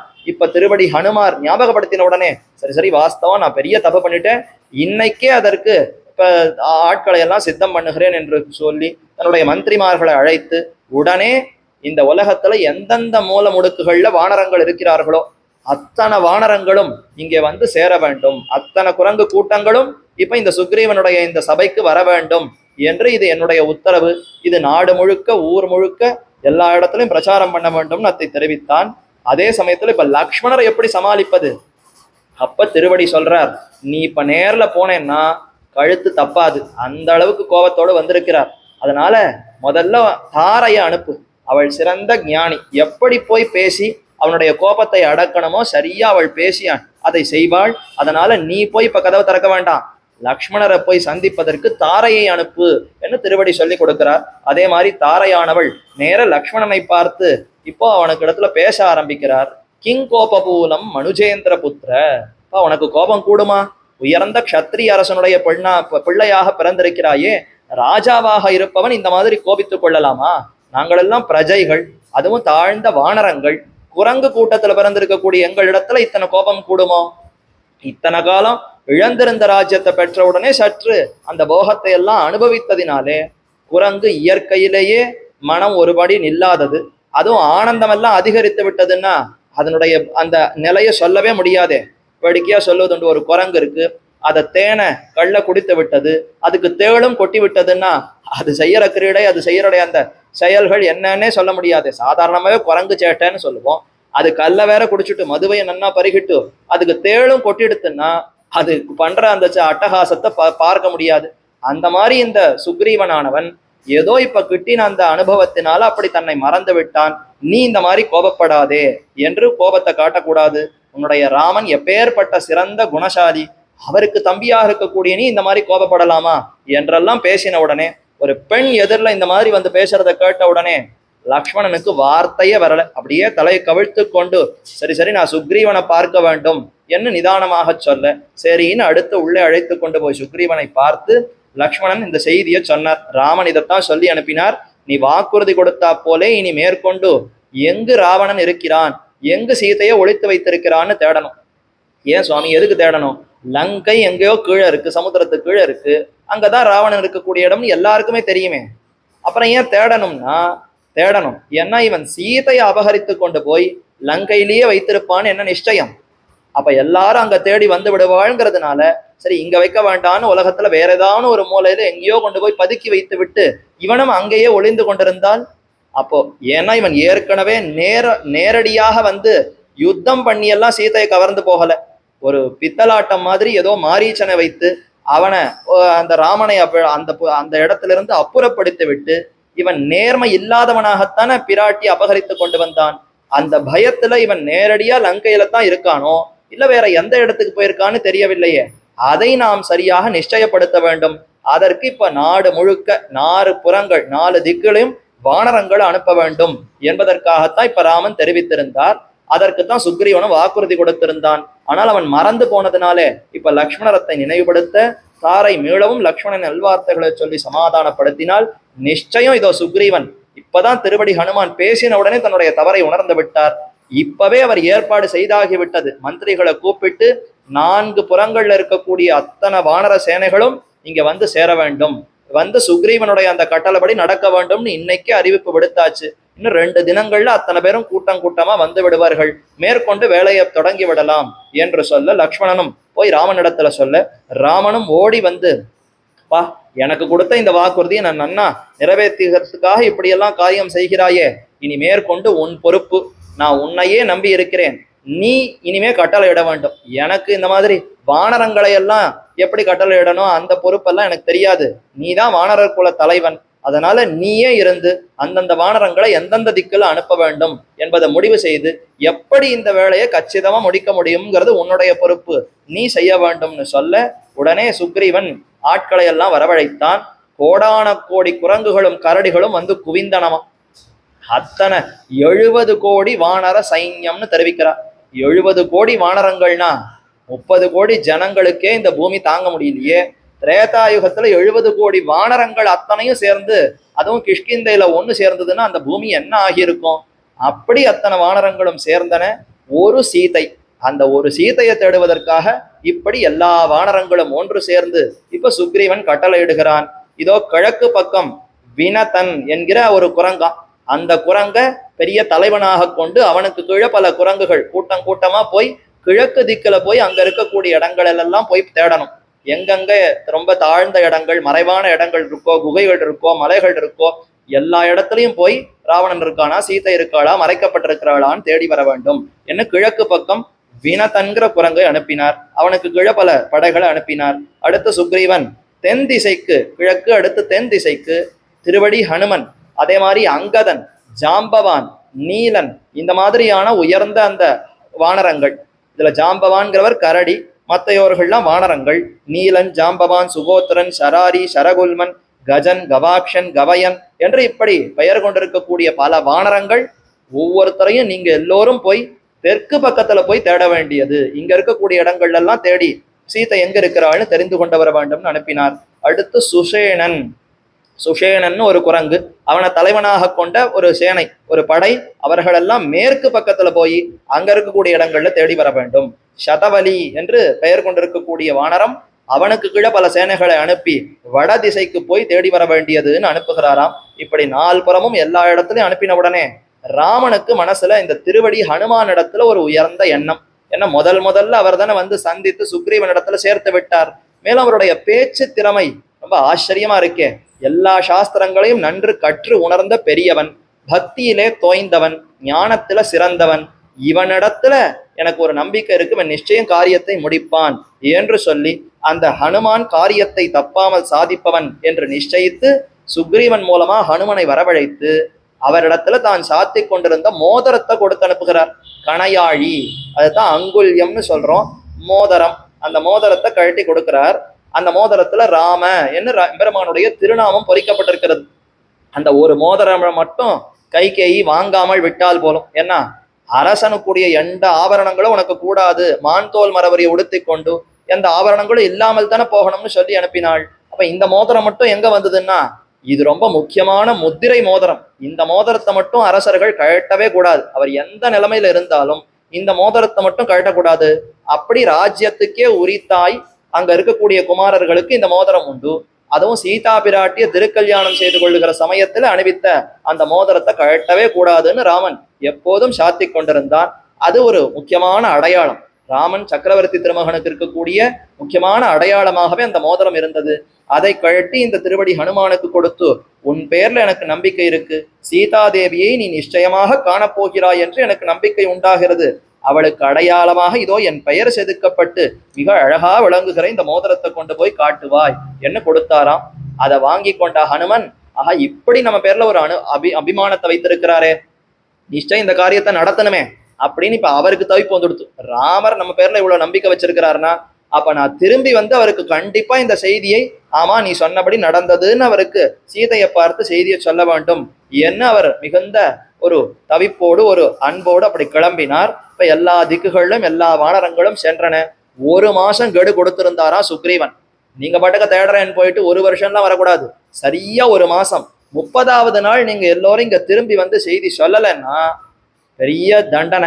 விசாரம் கூட அப்படித்தான். சுக்ரீவனுடைய தண்டனை, சுக்ரீவனுடைய விசாரம்னா எப்படின்னா, நாமெல்லாம் முதல்ல விசாரணை பண்ணி அப்புறம் தண்டனை கொடுப்போம். சுக்ரீவன் மட்டும் எப்படி தண்டனை கொடுப்பாருன்னா, முதல்ல அழைத்து வந்து விடுவார், தலையை வெட்டுன்னுடுவார், வெட்டின பிற்பாடுதான் விசாரிப்பாராம். ஏன் என்ன பண்ண, எதனால இப்படி நடந்ததுன்னு அப்புறம் தான் விசாரிப்பாராம். அந்த தண்டனைக்கு பயந்தே எல்லா வானரங்களும் அப்படியே நிச்சயம் நாம வந்து விட வேண்டும்னு போய் தீவிரமாக தேடி வந்தனர். இதுல கிழக்கு பக்கம், அதே மாதிரி மேற்கு பக்கம், வடக்கு பக்கம் 3 திசைகள்ல போய் தேடிக்கொண்டிருந்த வானரங்கள் எல்லாம் சரியா 30வது நாள் திரும்பி வந்து சீதை எங்கும் இல்லைன்னு பதில சொல்லிவிட்டார்கள். சரி எங்கும் இல்லை. ஆனா இந்த தென் திசைக்கு போனவர்கள் ஹனுமான், அங்கதன், ஜாம்பவான் இவர்களோடு போயிருக்கக்கூடிய வானரங்கள் யாருமே திரும்பி வரல, ஒருத்தர் கூட திரும்பி வரல. 30 நாள் தாண்டி விட்டன, என்ன ஆச்சுன்னு தெரியலையே, ஏன் ஒன்னும் செய்தியா வரலையே என்று தவித்து கொண்டிருந்தான். தென் திசைக்கு போனவர்கள் தவிர மற்ற திசைகளுக்கு போனவர்கள்லாம் திரும்பி வர, இப்ப அடுத்து வால்மீகி அங்க போனவர்களுடைய சரித்திரத்தை சொல்ல ஆரம்பித்தார். இங்க இவர்கள் கவலையோடு நிற்க அப்படின்னு இங்க நிறுத்தி விட்டு மேற்கொண்டு தென் திசைக்கு போனார்களே, அவர்களுடைய நிலைமை என்ன ஆயிற்று? ஹனுமான் முதலியோர் தென் திசைக்கு சென்று சீதையை தேடி யாரோ ஒரு அசுரனை பார்த்தாராம். அடர்ந்த காட்டுக்குள்ள போனால் ஒரு அசுரன் தென்பட்டான். ஓ இவன் தான் ராவணன். ராவணன் முன்பின் யாரும் பார்த்ததே இல்லையே, அதனால கண்ணில் பட்டதையெல்லாம் இவன் ராவணனோ என்று நினைத்து அவன் அழித்த பிற்பாடு ஓஹோன்னு எல்லாரும் கூச்சலிட்டார்கள். கடைசியில தெரிந்து இவன் ராவணன் இல்ல, ராவணன் போய் இவன் அல்பமான ஒரு அசுரனாவா இருப்பான், இவன் ராவணன் இல்லை, சீதையும் இல்லையே, அதனால இவன் ராவணன் இல்லைன்னு தெரிந்து கொண்டு அப்படி கவலைக்கிடத்தோடு கவல முகம். என்ன சுக்ரீவன் என்ன தண்டனை கொடுப்பான்னு தெரியல, இப்ப திரும்பி போய் சீதை இல்லைங்கிற செய்தியை சொல்ல முடியாது. அதுல வேற ஹனுமானுக்கு முக்கியமா முத்திர மோதிரத்தை வேற கொடுத்து அனுப்பி இருக்கிறார். அப்ப எந்த முகத்தோடு திரும்பி போவதுன்னு எல்லோரும் பேசிக்கொண்டு அப்படி போய் கொண்டிருக்கிற இடத்துல அங்க அழகா ஒரு குகை கண்ணில் பட்டுதான். இன்னும் ஆச்சரியமா இருக்கேன் இந்த குகை. மேலும் பசி தாகம், நான் இவ்வளவு நேரம் தேடி வந்ததுல உண்ண உணவு ஆகாரம் நீர் எதுவும் இல்லாமல் சீதை கிடைத்த பிற்பாடுதான் ஆகாரம்னு அந்த அளவுக்கு உறுதியா இவர்கள்லாம் தேடி வந்தார்கள். 30 நாள் ஆகாரம் இல்லைன்னா கண்ணெல்லாம் அப்படியே பஞ்சடைந்து போய் நாக்கெல்லாம் வறண்டு போய் அந்த ஆகாரம் ஏதானு கிடைச்சா நன்னா இருக்குமேன்னு தேடிக்கொண்டு வர ஆச்சரியமான ஒரு குகை கண்ணில் பட்டது. உள்ள நுழைந்தால் அப்படியே ஒளி வீசுறது, ரத்னம் மாணிக்கம், அந்த எல்லா மாணிக்கங்கள் மரதகங்கள்னு அப்படி விலையுயர்ந்த பொருட்களால அலங்கரிக்கப்பட்ட செவரு போல எல்லாம் ஒளி வீசுகிறது. ஒரு பக்கமா பார்த்தா பழத்தோட்டம், ஒரு பக்கமா போட்டா புஷ்பத்தோட்டம், இப்படியெல்லாம் ரொம்ப மனசை ஈர்க்கக்கூடிய விதத்துல அந்த பொழில்கள் அமைந்திருந்தன. இது என்னதுன்னு தெரியலையேன்னு கொஞ்சம் அப்படியே உள்ள எல்லாரும் போனா அங்கே ஒருத்தி இருந்தாள், சுயம் பிரபை என்ன அவளுக்கு பெயர். அவள் தான் அந்த குகையை காத்து கொண்டிருப்பவளாம். யார் நீங்கள்னு அவள் விசாரிக்கிறா. என்னுடைய அனுமதியின்றி இத்தனை வானரங்கள் இதற்குள்ள புகுந்திருக்கிறீர்களே, யார் நீங்கள், எதற்காக வந்தீர்கள், உங்களுக்கெல்லாம் தண்டனையை பத்தி ஒன்றும் பயம் இல்லையா அப்படின்னு கேட்க, நாங்கெல்லாம் ராம சேவகர்கள், ராவனுடைய அந்த சீதையை ராவணன் அபகரித்து கொண்டு போய்விட்டான், அவளை தேடிக்கொண்டு வந்தோம், அப்படியே ரொம்ப பட்டினி அடைந்து கண்ணெல்லாம் பஞ்சடைந்து எங்க ஆகாரம் கிடைக்கும்னு தேடி வந்தோம், இங்க அழகா எல்லாம் அமைந்திருக்கிறது, அதனால தான் உள்ள நுழைந்தோம்னு சொன்ன உடனே அந்த சுயம் பிரபையானவள், சரி சரி நீங்கள் தர்மத்தோடு இருப்பவர்களா, அப்பனா உங்களுக்கு எந்த விதமான ஆபத்தையும் நான் விளைக்க மாட்டேன், கண்டிப்பா இந்த பழங்களை எல்லாம் நீங்கள் எடுத்துக்கொள்ளலாம்னு எல்லாத்தையும் சாப்பிடுவதற்கு அனுமதித்தாள். அனுமதித்த பிற்பாடு இப்போ மறுபடியும் வெளியில போகணுமே, இது ஒரு மாயமான குகை, உள்ள வருவதற்கு மட்டும்தான் அது வழி இருக்குமே தவிர எப்படி வழியில போவதுங்கிறதுக்கே வழி தெரியாது. எப்படியாவது எங்களை வழியில கொண்டு போய் விட்டுடு, நாங்க இனிமே சீதையை தேடி ராமன் இடத்துல போய் சேரணும், இங்கேயே தங்கியெல்லாம் இருக்க முடியாதுன்னு சொன்ன உடனே அந்த சுயம் பிரபையே அத்தனை வானரங்களையும் குகையினுடைய வாயில் பக்கம் கொண்டு போய் விட, அதற்கு மேற்கொண்டு அவர்கள் அப்படி தேடிக்கொண்டு போகிறார்கள். அங்க ஒரு பெரிய கழுகு அரசன், ஏற்கனவே ஜட்டாயு என்பவரை சந்தித்தோம், அவர் தான் ராமனுக்காக தன்னுடைய பிராணனையே நீத்தார். சீதா பிராட்டி அபகரித்து கொண்டு போகிற சமயத்திலே தன் உயிரையும் துச்சமாக மதித்து ராவணனோடு போர் புரிந்து உடனே அந்த சிறகுகள் வெட்டி வீழ்த்தின உடனே கீழே விழுந்தார், ராமனுக்கு பல்லாண்டு பாடினார், வைகுந்தத்தை அடைந்தார்னு பார்த்தோமே. அந்த ஜட்டாயுவினுடைய மூத்தவர் தமையனார், மூத்த தமையனார், அவர் தான் சம்பாதின்னு பெயர். அந்த கழுகரசன் இங்க அப்படி ரொம்ப வயதான ஒரு நிலையில படுத்து கொண்டிருந்தார், ஒன்றும் முடியல, அவருக்கு ஏதும் முடியல. ஆனால் அவருக்கும் ஆகாரம் எதுவும் இல்லாமல் ஒரே இடமா கிடந்தார், அசைவதற்கு கூட சக்தி இல்லை. அவர் அப்படி தூரக்க பார்த்தா நிறைய வானரங்கள் எல்லாம் அப்படி வரிசையா வந்து கொண்டிருந்தன. அவர்கள்லாம் வேற முடிவு பண்ணிட்டா, இனிமே நாம திரும்பி போறது இல்லை, ஆகாரத்தையும் உண்ணாமல் வடக்கு நோக்கி அப்படியே அமர்ந்திருந்து உயிரை விட்டுவிட வேண்டியதுதான் முடிவு செய்து விட்டார்கள் வானரங்கள் எல்லாம். அப்படி வரிசையா அமர்ந்து கொண்டிருந்தனர். இவர்கள் எல்லாம் பார்த்த உடனே, ஆஹா தெய்வமா பார்த்து நமக்கு நிறைய ஆகாரத்தை சேர்த்திருக்கிறதே, கழுகுதானே, கழுகரசர் இவர், அதனால இந்த மாதிரி குரங்குகளை எல்லாம் நம்ம சாப்பிட்டு சாப்பிட்டு நல்ல தெம்ப வளர்த்து கொள்ளலாம், ஆரோக்கியமா இருக்கலாம், பெருமானா பார்த்து நமக்கு இப்படி ஒரு ஆகாரத்தை கொடுத்திருக்கிறார்னு கிட்டக்க போக பார்த்தார். அதே சமயத்துல அவர்களுடைய பேச்சு இவருடைய காதுல விழுகிறது, ஐயோ ராமனுடைய கைங்கரியத்திற்காக வந்தோம், கடைசியில இந்த மாதிரி ராம கைங்கரியத்தையும் செய்ய முடியாமல், அந்த ராவணனையும் அழிக்க முடியாமல், சீத்தையும் பெற்றுக் கொடுக்க முடியாமல் வெறுமனே இந்த உயிரை விடுகிறோமே, ஜட்டாயு எவ்வளவோ தேவலை, அவர் அந்த சீதா பிராட்டி ரட்சிப்பதற்காக உடனே போய் சென்று போரிட்டு உயிரை நீத்தார். நாம அந்த மாதிரி எந்த அசுரனோடையும் சண்டை போடல, ராவணனையும் இன்னும் பார்க்கல, சீதையும் பார்த்து கொண்டு போய் சேர்க்கல, எதுவுமே துளி கூட தொண்டு பண்ணாமல் வெறுமனே இப்படி பிராணனை கொண்டு என்ன ஒன்றும் பிரயோஜனம் இல்லையேன்னு அவர்கள் பேச, யார் இது ஜட்டாயுவை பத்தி பேசுறாளே, நம்முடைய தம்பி ஜட்டாயு இவர்களுக்கு எப்படி தெரியும் அப்படின்னு கிட்டக்க போய் விசாரிக்கிறார். என்ன ஜட்டாயுவை பத்தி பேசினீரா, என்ன ஆயித்து, அவர் உயிர் போயிடுத்தா என்று கேட்ட உடனே எனக்கு ரொம்ப கஷ்டமா இருக்கு, என்ன விஷயம் என்று கேட்க, அப்ப அவர்கள்லாம் தெரிவிக்கிறார்கள், இந்த மாதிரி ராமனுடைய அந்த பிராட்டி சீதையை ராவணன் அபகரித்து போக ஜட்டாயு போய் தடுத்தார், ஆனால் வெட்டி வீழ்த்தினதுனால சிறகுகள் ஒடிந்து அவர் கீழே விழுந்தார், ராமன் அவருக்கு பராமதத்தை கொடுத்தார்ங்கிற செய்தியை கேட்ட உடனே, ஆஹா ராம கைங்கரியத்தில் என்னுடைய தம்பி இப்படி ஈடுபட்டு தன்னுடைய உயிரையே விட்டு பரமபதம் அடைந்தானான்னு சந்தோஷப்பட்டார். ஒரு பக்கம் வருத்தம், ஒரு பக்கம் மகிழ்ச்சி. இப்ப அவருக்கு சற்று அந்த பழைய நினைவுகள் எல்லாம் வந்து இந்த வானரங்களுக்கு எல்லா கதையும் தெரிவிக்கிறார். நான் தான் அந்த ஜட்டாயுவினுடைய மூத்த தமையன், அண்ணன் சம்பாதியின் எனக்கு பெயர், நாங்கள் இருவரும் இரட்டை குழந்தைகளாகத்தான் பிறந்தோம். அருணன் என்பவருக்கு பிறந்தோம். சின்ன வயசுல நாங்க 2 பேரும் போட்டி போட்டுக்கொண்டு ஆகாயத்துல எவ்வளவு தூரம் உயர பறக்கிறோம்னு ஒரு போட்டி வைத்துக் கொண்டு பறந்தோம். அப்படி போகிற சமயத்துல என்னை விட இன்னும் என்னுடைய தம்பி ரொம்ப வேகமா, ரொம்ப அதிவேகமாக உயர உயர போனான். ஆதித்யன் சூரியனுடைய அந்த கதிர்கள் வெப்பம் தாங்க முடியாமல் அவனுடைய சிறகெல்லாம் எங்க உதிர்ந்து விட போகிறதோ என்று நான் பயந்து கொண்டு, யாரு சம்பாதி சொல்றார், அண்ணனான நான் தம்பியை காக்க வேண்டும்னு அவனுக்கு மேல போய் விரைந்து பறந்து என்னுடைய இறக்கைகளால் அவனை மூடிக்கொண்டு விட்டேன். கடைசியில என்னுடைய இறக்கைகள் அந்த சூரியனுடைய கதிர்பட்டு எரிந்து போயின. அப்படியே தொப்புன்னு கீழே விழுந்துட்டேன். அந்த ஜட்டாயு வேற ஒரு இடத்துல போய் விழுந்தார். நான் இக்கரையில இந்த பக்கம் வந்து விழுந்துட்டேன். அன்னைக்கு விழுந்ததுதான், அன்னைக்கு பிரிந்ததுதான். அதுக்கப்புறம் அந்த ஜட்டாயுவை பார்க்கவே முடியல. இப்படிப்பட்ட அந்த ஜட்டாயு ராம கைங்கரியத்திற்காக தன்னை அர்ப்பணித்து கொண்டானா, எப்பேற்பட்ட ஒரு சிறந்த கைங்கரியம் அவனுக்கு கிட்டியது. எனக்கு அப்படி ஒன்றும் வாய்ப்பு கிட்டலையே என்ன இவர் தன்னுடைய சரித்திரத்தை எல்லாம் சொல்ல, பின்னர் அவர் தெரிவித்தார், எனக்கு இப்போ ஒரு ஆச்சரியம் என்னன்னா, இந்த ஏற்கனவே இந்த சிறகு ஒடிந்த இப்படி அதான் சிறகுகள்லாம் எரிந்தவர் கீழே விழுந்த சமயத்துல யாரோ ஒரு ரிஷி இந்த பக்கமாக வந்தவர். அவரிடத்துல நான் கேட்டேன், எனக்கு ஏன் இந்த நிலைமை ஏற்பட்டது? நான் நல்ல எண்ணத்தோடு என்னுடைய தம்பியை ரட்சிக்க வேண்டும் என்பதற்காகத்தான் இப்படி செய்தேன். கடைசியில் என்னுடைய இறகுகள்லாம் எரிந்து ஏதும் சக்தியற்றவனாய் எதுக்கும் பிரயோஜனம் இல்லாம இப்படி ஆகிவிட்டேனே. அப்ப நல்ல எண்ணத்தோடு இருப்பவர்களுக்கு இதுதான் கதியா என்று கேட்க, கவலை வேண்டாம், இது ஏதோ ஒரு காரணத்திற்காக உன்னுடைய முன் வினை, முன்னாடி செய்த பாப்பத்தினால் அப்படி ஏற்பட்டது. உனக்கும் ராமனுடைய கைங்கரியம் கிட்டும். நீ ராமனுக்காக ஒரு கைங்கரியம் செய்ய போகிறாய்.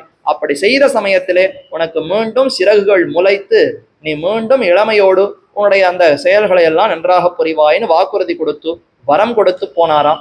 அது இப்பொழுது எனக்கு நினைவு வந்து, ஆஹா, நமக்கும் இப்ப ராம கைங்கரியம் கிட்டி இருக்கிறது என்று சொல்லி தன்னுடைய கண்களை இடுக்கி கொண்டு, ரொம்ப வயதாகி விட்டதா, கழுகு பார்வைன்னு சொல்றவன், கழுகனுடைய கண்ணிலிருந்து எதுவுமே தப்பாதுன்னு, அப்படி இந்த கழுகான இந்த சம்பாதி கண்ணை இடுக்கி கொண்டு தெற்கு திசையில அப்படி தூரமா பார்த்தாராம். பார்த்தா லங்கை கண்ணில் பட்டுது. அதற்குள்ள ராவனுடைய அரண்மனை கண்ணில் பட்டுது. அதற்குள்ள ஒரு தோட்டம் கண்ணில் பட்டுது. அந்த தோட்டத்துக்குள்ள அசோக வனம். அந்த அசோக மரத்துக்கு கீழே சிம்சுபாங்கிற விருட்சம், அந்த மரத்தடியில சீதை அங்க அமர்ந்திருக்கிறாள். சுத்தி 700 ராட்சசிகள் அவளை அப்படியே பாதுகாத்து கொண்டிருக்கிறாள்ங்கிறது கண்ணை இடுக்கி கொண்டு சுமாரா கண்ணில் தெரியறது என்று பார்த்து இந்த செய்தியை இந்த வானரங்களுக்கெல்லாம் சொல்லி, கண்டிப்பா ராவணன் அங்கத்தான் சிறை வைத்திருக்கிறான், ராவணனும் அங்கத்தான் இருக்கிறான். நீங்கள் இனி மேற்கொண்டு கடலை தாண்டி சமுத்திரத்தை தாண்டி அக்கறைக்கு போனால் ராவணனையும் சந்திக்கலாம், சீதையும் சந்திக்கலாம், ராமபிரானிடத்துல செய்தி கூறலாம் என்று கூறினார். அதே சமயத்துல அவருக்கு இறகுகள் எல்லாம் முளைத்து மேற்கொண்டு அவர் அப்படியே பறந்து இளமையோடு அப்படி சென்றார் என்று சரித்திரம் காட்டப்படுகிறது. இப்படி சம்பாதியானவர் அந்த செய்தியை கூறின உடனே இவர்களுக்கெல்லாம் சந்தோஷம். அப்படியே சீதையை பார்த்த மாதிரி ஒரு சந்தோஷம் வந்துடுது. பரவாயில்லையே, இத்தனை நாள் இது கூட தெரியாமல் இருந்தோம், இன்று லங்கையில தான் இருக்கானா, சீதைய லங்கையில தான் சிறை வைத்திருக்கிறானான், முடிவாகி விட்டது என்ன. எல்லாரும் சமுத்திரக்கரையை நோக்கி போயாச்சு. அப்புறம்தான் இவ்வளவு பெரிய சமுத்திரத்தை தாண்டனமே, இதை எங்கேருந்து தாண்டறது? 7 கடல் 7 மலையை தாண்டுற மாதிரி இந்த சமுத்திரத்தை தாண்டினானோ லங்கைக்கு போவது, எப்படி தாண்டுவது எப்படி தாண்டுவதுன்னு ஒவ்வொருத்தரா பேசி கொண்டிருக்க, ஒவ்வொருத்தரா சொல்றா. ஒவ்வொரு வானரமா எழுந்துக்கிறது. நான் 10 யோஜனை தூரம் தாண்டுவேன், நான் 20 யோஜனை தூரம் தாண்டுவேன், நான் 50 யோஜனை தூரம் தாண்டுவேன். அங்கதன் சொன்னார், நான் இக்கரையிலிருந்து அக்கறைக்கே தாண்டி விடுவேன், ஆனா திரும்பி வருவதற்கு எனக்கு சக்தி கிடையாது. என்னுடைய சக்தி எவ்வளவுன்னா, ஒரு தாவல இங்கிருந்து அங்க போய்விடுவேன், மொத்த சக்தியும் அத்தோடு போய்விடும். மறுபடியும் மீண்டு ராமனுக்கு செய்தி சொல்லுவதற்கு என்னால முடியாது. இப்படி இவர்கள்லாம் பேசி கொண்டிருக்க ஹனுமான் எதுவுமே பேசல. அவருக்கு தன்னுடைய சக்தியே மறந்து போயிட்டு. ரிஷிகள் அப்படி ஒரு சாபமிட்டனர். அதனால சிறு வயதில இவர் அங்கேயும் இங்கேயும் பாய்ந்து கொண்டு ஆசிரமங்கள் எல்லாம் ஒரே அங்க இருக்கக்கூடிய கமண்டலம், அங்க இருக்கக்கூடிய பாத்திரங்கள் எல்லாம் உடைத்து போட்டு ஒரே துடுக்குத்தனமா சுத்தி கொண்டிருந்தாராம் ஹனுமன். அப்ப ரிஷிகள்லாம் பார்த்து, இவனுக்கு சக்தி ரொம்ப அதிகமா இருக்கு, அதனால தான் இப்படி பண்றான், தன்னுடைய சக்தியை தானே மறந்து போகட்டும் என்று அவனுக்கு ஒரு சாபமிட்டனர். அதே சமயத்துல யாராவது நினைவுபடுத்தினால், நீ எப்பேற்பட்டவன், உனக்கு என்ன பராக்கிரமம் உண்டுன்னு யாராவது நினைவுபடுத்தினால் அந்த க்ஷணத்துல அவருக்கு மீண்டும் அந்த சக்தி வந்துவிடும் என்று ரிஷிகள் எல்லாம் சாபமிட்டனராம். அதனால அவருக்கு எதுவுமே இப்ப மறந்து போயிட்டு ஒன்னும் தெரியாமல் ஒரு ஓரத்துல ஒதுங்கி இருந்தார். இப்ப மூத்தவர் ஜாம்பவான். அவர் எவ்வளவு மூத்தவர்னா, கிருத்தயுகத்திலிருந்து இருக்கிறார். இப்ப திரேதாயுகம் ராமபிரானுடைய அந்த சரித்திரம் நடப்பது. இதற்கு முன் யுகம் கிருத்தயுகம். அப்ப வாமனராக எம்பெருமான் அவதரித்தார். ஓங்கி உலகளந்த உத்தமனாக திரிவிக்கிரமனாக வளர்ந்து உலகங்களையும் அளந்தார். 7-14 உலகங்களையும் அளந்தாரா. அந்த சமயத்துல இந்த ஜாம்பவான் கையில ஒரு பெரிய பேரி வாத்தியத்தை எடுத்துக்கொண்டு ஜிதம் பகவதா, பகவானாலே இந்த உலகம் உலகம் 14 உலகங்களும் ஜெயிக்கப்பட்டது என்று ஜெய விஜயீ பவான் எம்பெருமானுக்கு அந்த ஜெய கோஷத்தை பாடிக்கொண்டு வாத்தியத்தை அடித்து கொண்டு திருவிக்கிரம பெருமாளை பிரதட்சணம் பண்ணினாராம். திருவிக்கிரமன் எவ்வளவு உயர்ந்தவன், எவ்வளவு பெரிய திருமேனியோடு இருப்பார். அப்பேற்பட்ட எம்பெருமான இந்த ஜாம்பவான் கையில பரவாத்தியத்தை வச்சு ஜெய ஜெய ஜெயன்னு கோஷமிட்டு கொண்டு பிரதட்சணம் செய்தார்னா ஜாம்பவானுக்கு எவ்வளவு ஆற்றல், எவ்வளவு சக்தி இருக்கணும். இப்ப அந்த பழைய கதையை இங்க சொல்லி அப்ப முடிந்தது இப்ப முடியலன்னாரா. நம்ம கூட ஆத்துல ஏதான காரியங்களை பேசி கொண்டிருந்தால் உடனே 50 வயது பெரியவர்கள் வந்து நாங்களெல்லாம் அந்த காலத்துல எவ்வளவு பண்ணியிருக்கிறோம் தெரியுமா அப்படின்னு வந்து சொல்ற மாதிரி இதே மாதிரி ஜாம்பவான் வந்து சொல்ல மற்ற வானரங்கள்லாம் கேட்ட அதெல்லாம் அப்போ, இப்ப சுவாமிக்கு என்ன முடியும், இப்ப ஒண்ணும் முடியாது அப்படின்னு சொல்ல அப்ப எதற்கு பேசி ஒன்னும் பிரயோஜனம் இல்லையேன்னு எல்லோரும் வருத்தப்பட்டு கொண்டு கிடக்க ஹனுமான் எதற்குமே அவர் காதே கொடுக்கல. அவர் ரொம்ப வருத்தப்பட்டு கொண்டு தாழ்ந்த என்னிடத்துல மோதிரத்தை கொடுத்தார், எனக்கு எந்த சக்தியும் இல்லையே, நான் என்ன செய்ய போகிறேன், எப்படி சீதையை கண்டுபிடிக்க போகிறேன்னு தெரியலையேன்னு ரொம்ப வருத்தத்தோடு இருக்க ஜாம்பவான் அவருக்கெல்லாம் தெரியுமே என்ன இவர் இப்படி இருக்கார், வாயு புத்திரர் இவர், என்ன அவர் இடத்துல போய் நீ எப்பேற்பட்டவன் தெரியுமா, வாயு தேவதையினாலேயே அனுகிரகிக்கப்பட்டு அஞ்சனைக்கும் கேசரிக்கும் நீ பிறந்திருக்கிறாய், உன்னுடைய மகிமையை நீ மறந்து விட்டாய், ரிஷிகளுடைய அந்த சாபத்தினால உனக்கு எல்லாம் மறந்து போனதுன்னு சொல்ல இப்ப அவருக்கு உத்வேகம் வந்தது. அப்படியா அப்படின்னு தெரிந்து கொண்டு ஆமாம் எனக்கு சிறந்த ஆற்றல் உண்டு, பலம் உண்டு, இதையெல்லாம் நான் ராம கைங்கரியத்துக்கு பயன்படுத்த போகிறேன். இப்ப நாம இருந்தா அப்படியே புத்தி மாறிடும், நானே ராவணனா கூட மாறிடுவேன். அந்த அளவுக்கு எனக்கு ஆற்றல் சக்தி இருக்குன்னா நேர போய் ராவணனை ஒரு அடி வச்சு மொத்தத்தையும் எனக்கு கொடு, நான் தான் இனிமே அப்படின்னு அந்த புத்தி நமக்கு மாறிடும். ஆனா ஹனுமானுக்கு எப்படி புத்தி மாறித்துன்னா புத்திர் பலம் யசோ தைரியம் நிர்பயத்வஞ்ச அரோஹதா என்று அந்த ஹனுமான தியானிக்க தியானிக்க நமக்கு இதெல்லாம் வருகிறதுன்னு ஸ்லோகத்துல தெரிவிக்கிறோமே, இதெல்லாம் ஹனுமானுக்கு இருந்தது. நல்ல புத்தி, நல்ல பலம், நல்ல ஆற்றல், யாரையும் அப்படி அடக்கக்கூடிய சாமர்த்தியம் அவரிடத்துல இருந்தது. ஆனா ராமன்னு சொன்னால் மிகுந்த பணிவோடு அடக்கத்தோடு வினயத்தோடு பக்தியோடு கண்கள்ல கண்ணீர் பெருக்கி கொண்டு இருந்தார்னா இதை ரெண்டும் எங்கேயானு ஒண்ணு போகுமா? ரொம்ப சிறந்த மல்யுத்த யூரர்னு இருப்பார், நல்ல மல்லர்கள், மல்யுத்தத்துல வீரர்களா சூரர்களா இருப்பா. அவர்களிடத்துல போய் நீ நல்ல கண்ணும் கண்ணீருமா இருக்க வேண்டும், ரொம்ப இளகிய மனதோடு எதிரில் இருக்கிறவரை பார்த்து அப்படியே பரிதாபத்தோடு ஐயோன்னு இருக்கணும்னு சொன்னா முடியுமா? எதிரில் வரவனை பார்த்தாலே நரன்னு பல்ல கடித்து கொண்டு அடிப்பதற்குத்தான் அவர்களுக்கு ஆற்றல் உண்டே தவிர ஐயோ பாவம்னு இறங்கத்தக்க மனம்லாம் அவர்களுக்கு கிடையாது. அப்ப அந்த மாதிரியே அவர்கள் பழகி கொள்ளுகிறார்கள். அந்த மாதிரி இப்ப ஹனுமான் சிறந்த ஆற்றல் சக்தி அவரிடத்துல இருக்கு, பலம் இருக்கு. ஆனா அதெல்லாம் கைங்கரியத்துக்கு உபயோகப்படுத்தணுமே தவிர என் சொந்த பெருமை, என் சொந்த ஒரு ஆனந்தம்ங்கிறதுக்காக இதெல்லாம் கூடாது. ராம கைங்கரியத்துக்கு இதை பயன்படுத்துகிறேன், நிச்சயம் நான் ராம கைங்கரியத்தை செய்ய போகிறேன்னு உணர்ந்தார். அடுத்து சுந்தர காண்டம். இந்த வால்மீகி ராமாயணத்துக்குள்ளேயே ஆச்சரியமான காண்டம் எதுன்னா சுந்தர காண்டம். 6 காண்டங்கள், 7வது காண்டம் உத்தர காண்டம். வரிசையா முதல்ல பாலகாண்டம், அடுத்து அயோத்தியா காண்டம், அடுத்து ஆரண்ய காண்டம், அடுத்து கிஷ்கிந்தா காண்டம், அடுத்து சுந்தர காண்டம். இந்த சுந்தர காண்டத்துக்கு பெயரே சுந்தரன்னு வச்சிருக்காளே, மற்ற எந்த காண்டத்துக்கும் அழகுன்னு பெயர் வரல. இதற்குத்தான் சுந்தரம்னா அழகு, அழகான காண்டம். ஏன்னா இதுல தான் திருவடி ஹனுமான் தன்னுடைய அந்த பக்தி, தன்னுடைய ஞானம், தன்னுடைய வைராக்கியம் அனைத்தையும் வெளிப்படுத்தி ராமபிரானுடைய கைங்கரியத்துக்காகவே சீதையை ராமனிடத்துல சேர்ப்பதற்காகவே தன்னை அர்ப்பணித்து கொண்டான். சுந்தரி ரகுநாதஸ்ய சுரஸ்திரீ துக்க சாந்தையே தசானனஸ்ய பவனே தசமாசான் உவாசகா என்று தெரிவிப்பார்கள். தசானனன் 10 தலை கொண்டிருக்கக்கூடிய ராமனுடைய பவனத்திலே தசமாசான் 10 மாதங்கள், சுந்தரி ராமபிரானுடைய அழகான தேவியான சீதாதேவி சுரஸ்திரீ துக்க சாந்தையே தேவர்களுடைய அந்த துக்கத்தை தொடைப்பதற்காக இந்த அழகான அந்த சுந்தரியான சீதாதேவி ராவனுடைய பவனத்திலே 10 மாதங்கள் சிறையிருந்தாள் என்று தெரிவிக்கப்படுகிறது. அந்த சுந்தரியான சீதையை கண்டு சுந்தரனான ராமனோடு சேர்வித்தவன் திருவடி ஹனுமான் தானே. அவனை பற்றி அவனுடைய பெருமைகளை கூறக்கூடிய இந்த காண்டத்திற்கு சுந்தர காண்டம் என்று வால்மீகி பெயரிட்டார். அப்படி ஆச்சரியமான காண்டத்துக்குள்ள நுழைந்தால் அடுத்து இப்போ மலை, ஒரு பெரிய மகேந்திரகிரி, மகேந்திர பர்வதம் என்று இன்னைக்கும் இருக்கிறது. திருக்குறுங்குடி என்று நாம போய் சேவிக்கிறோமே அந்த திவ்ய தேசம்.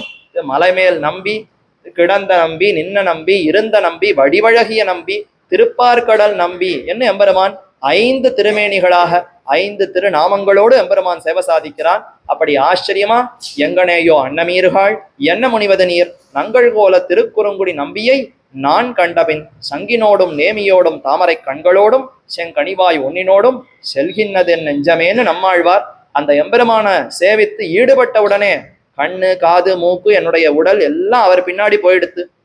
பக்கத்துல தோழிமார்களும் அன்னையர்களும் தட்டி தட்டி பார்க்கறா. ஆனா என் மனசு எல்லாம் அங்க போயிடுத்து. போன பிற்பாடு இங்க தட்டி என்ன பிரயோஜனம்? கண்ணு அங்க போறதுக்கு முன்னாடி பிடித்திருந்தால் என்ன அடக்கி வைக்கலாம். எல்லாம் அவர் பின்ன போன பிற்பாடு பெண்ணே நீ போகக்கூடாது, போயே ஆச்சு, இனிமே போகக்கூடாதுன்னு சொல்லி என்ன பிரயோஜனம்? என்ன அப்படி அந்த எம்பெருமானுடைய வழிவழிகளை தான் ஈடுபட்டதை தெரிவிக்கிறார். அப்படி அந்த உயர்ந்த க்ஷேத்திரம் மகேந்திரகிரி, அந்த பெரிய மலைக்கு மேல தன்னுடைய திருவடிகளை அப்படி அமர்த்தி அது மேல அப்படி நின்று கொண்டாராம். ஏன்னா ஒரு பெரிய இடத்துல இருந்து தானே தாவ முடியும். சமுத்திரத்துக்கு மேல ஆகாச மார்க்கமா பறந்து போய் அக்கறைக்கு போகணும். அப்போ உயரமான ஒரு இடத்துல இருந்தா தானே தாவ முடியும். இன்னைக்கு கூட இந்த நீச்சல் குளத்துல குதிப்பவர்கள் மேலிருந்து தொப்புன்னு குதிக்கிறான்னு பார்க்கிறோமே, அந்த மாதிரி இந்த மலைக்கு மேல அப்படி நின்று கொண்டு இவர் நீச்சல் அடிக்க போகல, ஆகாயத்துல நீச்சல் அடிக்க போறார். அங்க அப்படி தடவி தடவி ஆகாய மார்க்கமாக காற்றின் மூலமாக பறந்து போய் அக்கறைக்கு போக போகிறார். பெரிய உருவத்தை எடுத்துக்கொண்டார். அந்த உருவம் எடுத்துட்ட உடனே பூமி எல்லாம் நடுங்கி போயினவாம். அவர் காலடி எடுத்து வச்சா அப்படியே அந்த இடமெல்லாம் தட தடக்கிறது. அங்க கீழே இருக்கக்கூடிய ஜீவராசிகள்லாம் பயப்படுறா. பறவைகள் எல்லாம் அப்படியே சப்தமிட்டு கொண்டு ஓலமிட்டு கொண்டு அங்கும் இங்கும் அலைப்பாய்கிறது. ஐயோ என்ன நடக்கிறதுன்னு தெரியலையே, ஹனுமார் இப்படி வளர்ந்து விட்டாரேன்னு எல்லாருக்கும் பயம். அவர் ஏன் இவ்வளவு பெரிய உருவத்தை எடுத்துட்டார்னா அப்பதான் ஒரு க்ஷணத்துல ஆகாயத்துல தாவி அக்கறைக்கு போக முடியும். சின்ன உருவமா இருந்தா எவ்வளவு நேரம் தாண்டி கொண்டு போறது? ஏற்கனவே கெடு தாண்டியாச்சு. 30 நாள் தாண்டி இன்னும் அதற்கு மேலேயே நாட்கள் சென்று விட்டன. இனி தாமதிக்க கூடாதுன்னு பெரிய உருவத்தை எடுத்துக்கொண்டு ஆகாசத்துல தாண்ட போனார். அப்ப 3 தடைகள் வந்தன. ஒன்று முதல்ல மைனாக மலை. அந்த மலை எழுந்ததாம். மலைகள் எல்லாம் முன்னாடி ரெக்கைகளோடு இருந்ததாம். இறக்கைகளோடு தான் மலைகள் இருந்தன. இந்திரன் ஒரு காலத்துல அந்த ரெக்கைகளை எல்லாம் வெட்டி வீழ்த்தினான். ஏன்னா இந்த மரங்கள் எல்லாம் பறவைகளாட்டம் பறந்து பறந்து நிறைய கூட்டமா ஜனங்களோ மற்ற விலங்குகளோ இருக்கிற இடத்துல போய் தொப்புன்னு அதற்கு மேல போய் உட்கார்ந்துட்டுருமா. அப்ப தனக்கு கீழே இருக்கக்கூடிய அத்தனை பேரையும் அப்படியே பிராணனே இல்லாதபடி அவர்களை எல்லாம் நாசமடைய செய்யும்படி இந்த மலைகள் செய்தன. இப்படியெல்லாம் கூடாதுன்னு எல்லாரும் போய் பிரார்த்திக்க இந்திரன் தன்னுடைய வஜ்ராயுதத்தினால மலைகளுடைய அந்த சிறகுகளை எல்லாம் வெட்ட இந்த மைனாக மலை இது ஒன்று மட்டும் இந்திரனுடைய கண்ணிலிருந்து தப்பி சமுத்திரத்துக்கு அடியில தன்னை ஒழித்து கொண்டதாம். அந்த மலை தான் இப்போ சமுத்திரத்திலிருந்து அப்படி மேலே எழுந்தது. இப்ப அதுக்கு நல்லெண்ணம் வந்துடுத்து, எங்கேயும் நாம போய் ஹிம்சை பண்ணக்கூடாது, பேசாம சமுத்திரத்தோடையே இருப்போம்னு இருந்தது. ஆனால் இப்ப ஹனுமன் ஆஞ்சநேயன் இப்படி செய்தி அவருக்கு அறிந்தார். சீதையை தேடுவதற்காக உயர்ந்த உருவத்தோடு ஆகாசத்துல கடலை தாண்டி செல்கிறானாமே. நம் பாதையில் அவர் செல்லுகிறார்னா நாம் அவருக்கு விருந்தோம்பல் பண்ணணுமா இல்லையா?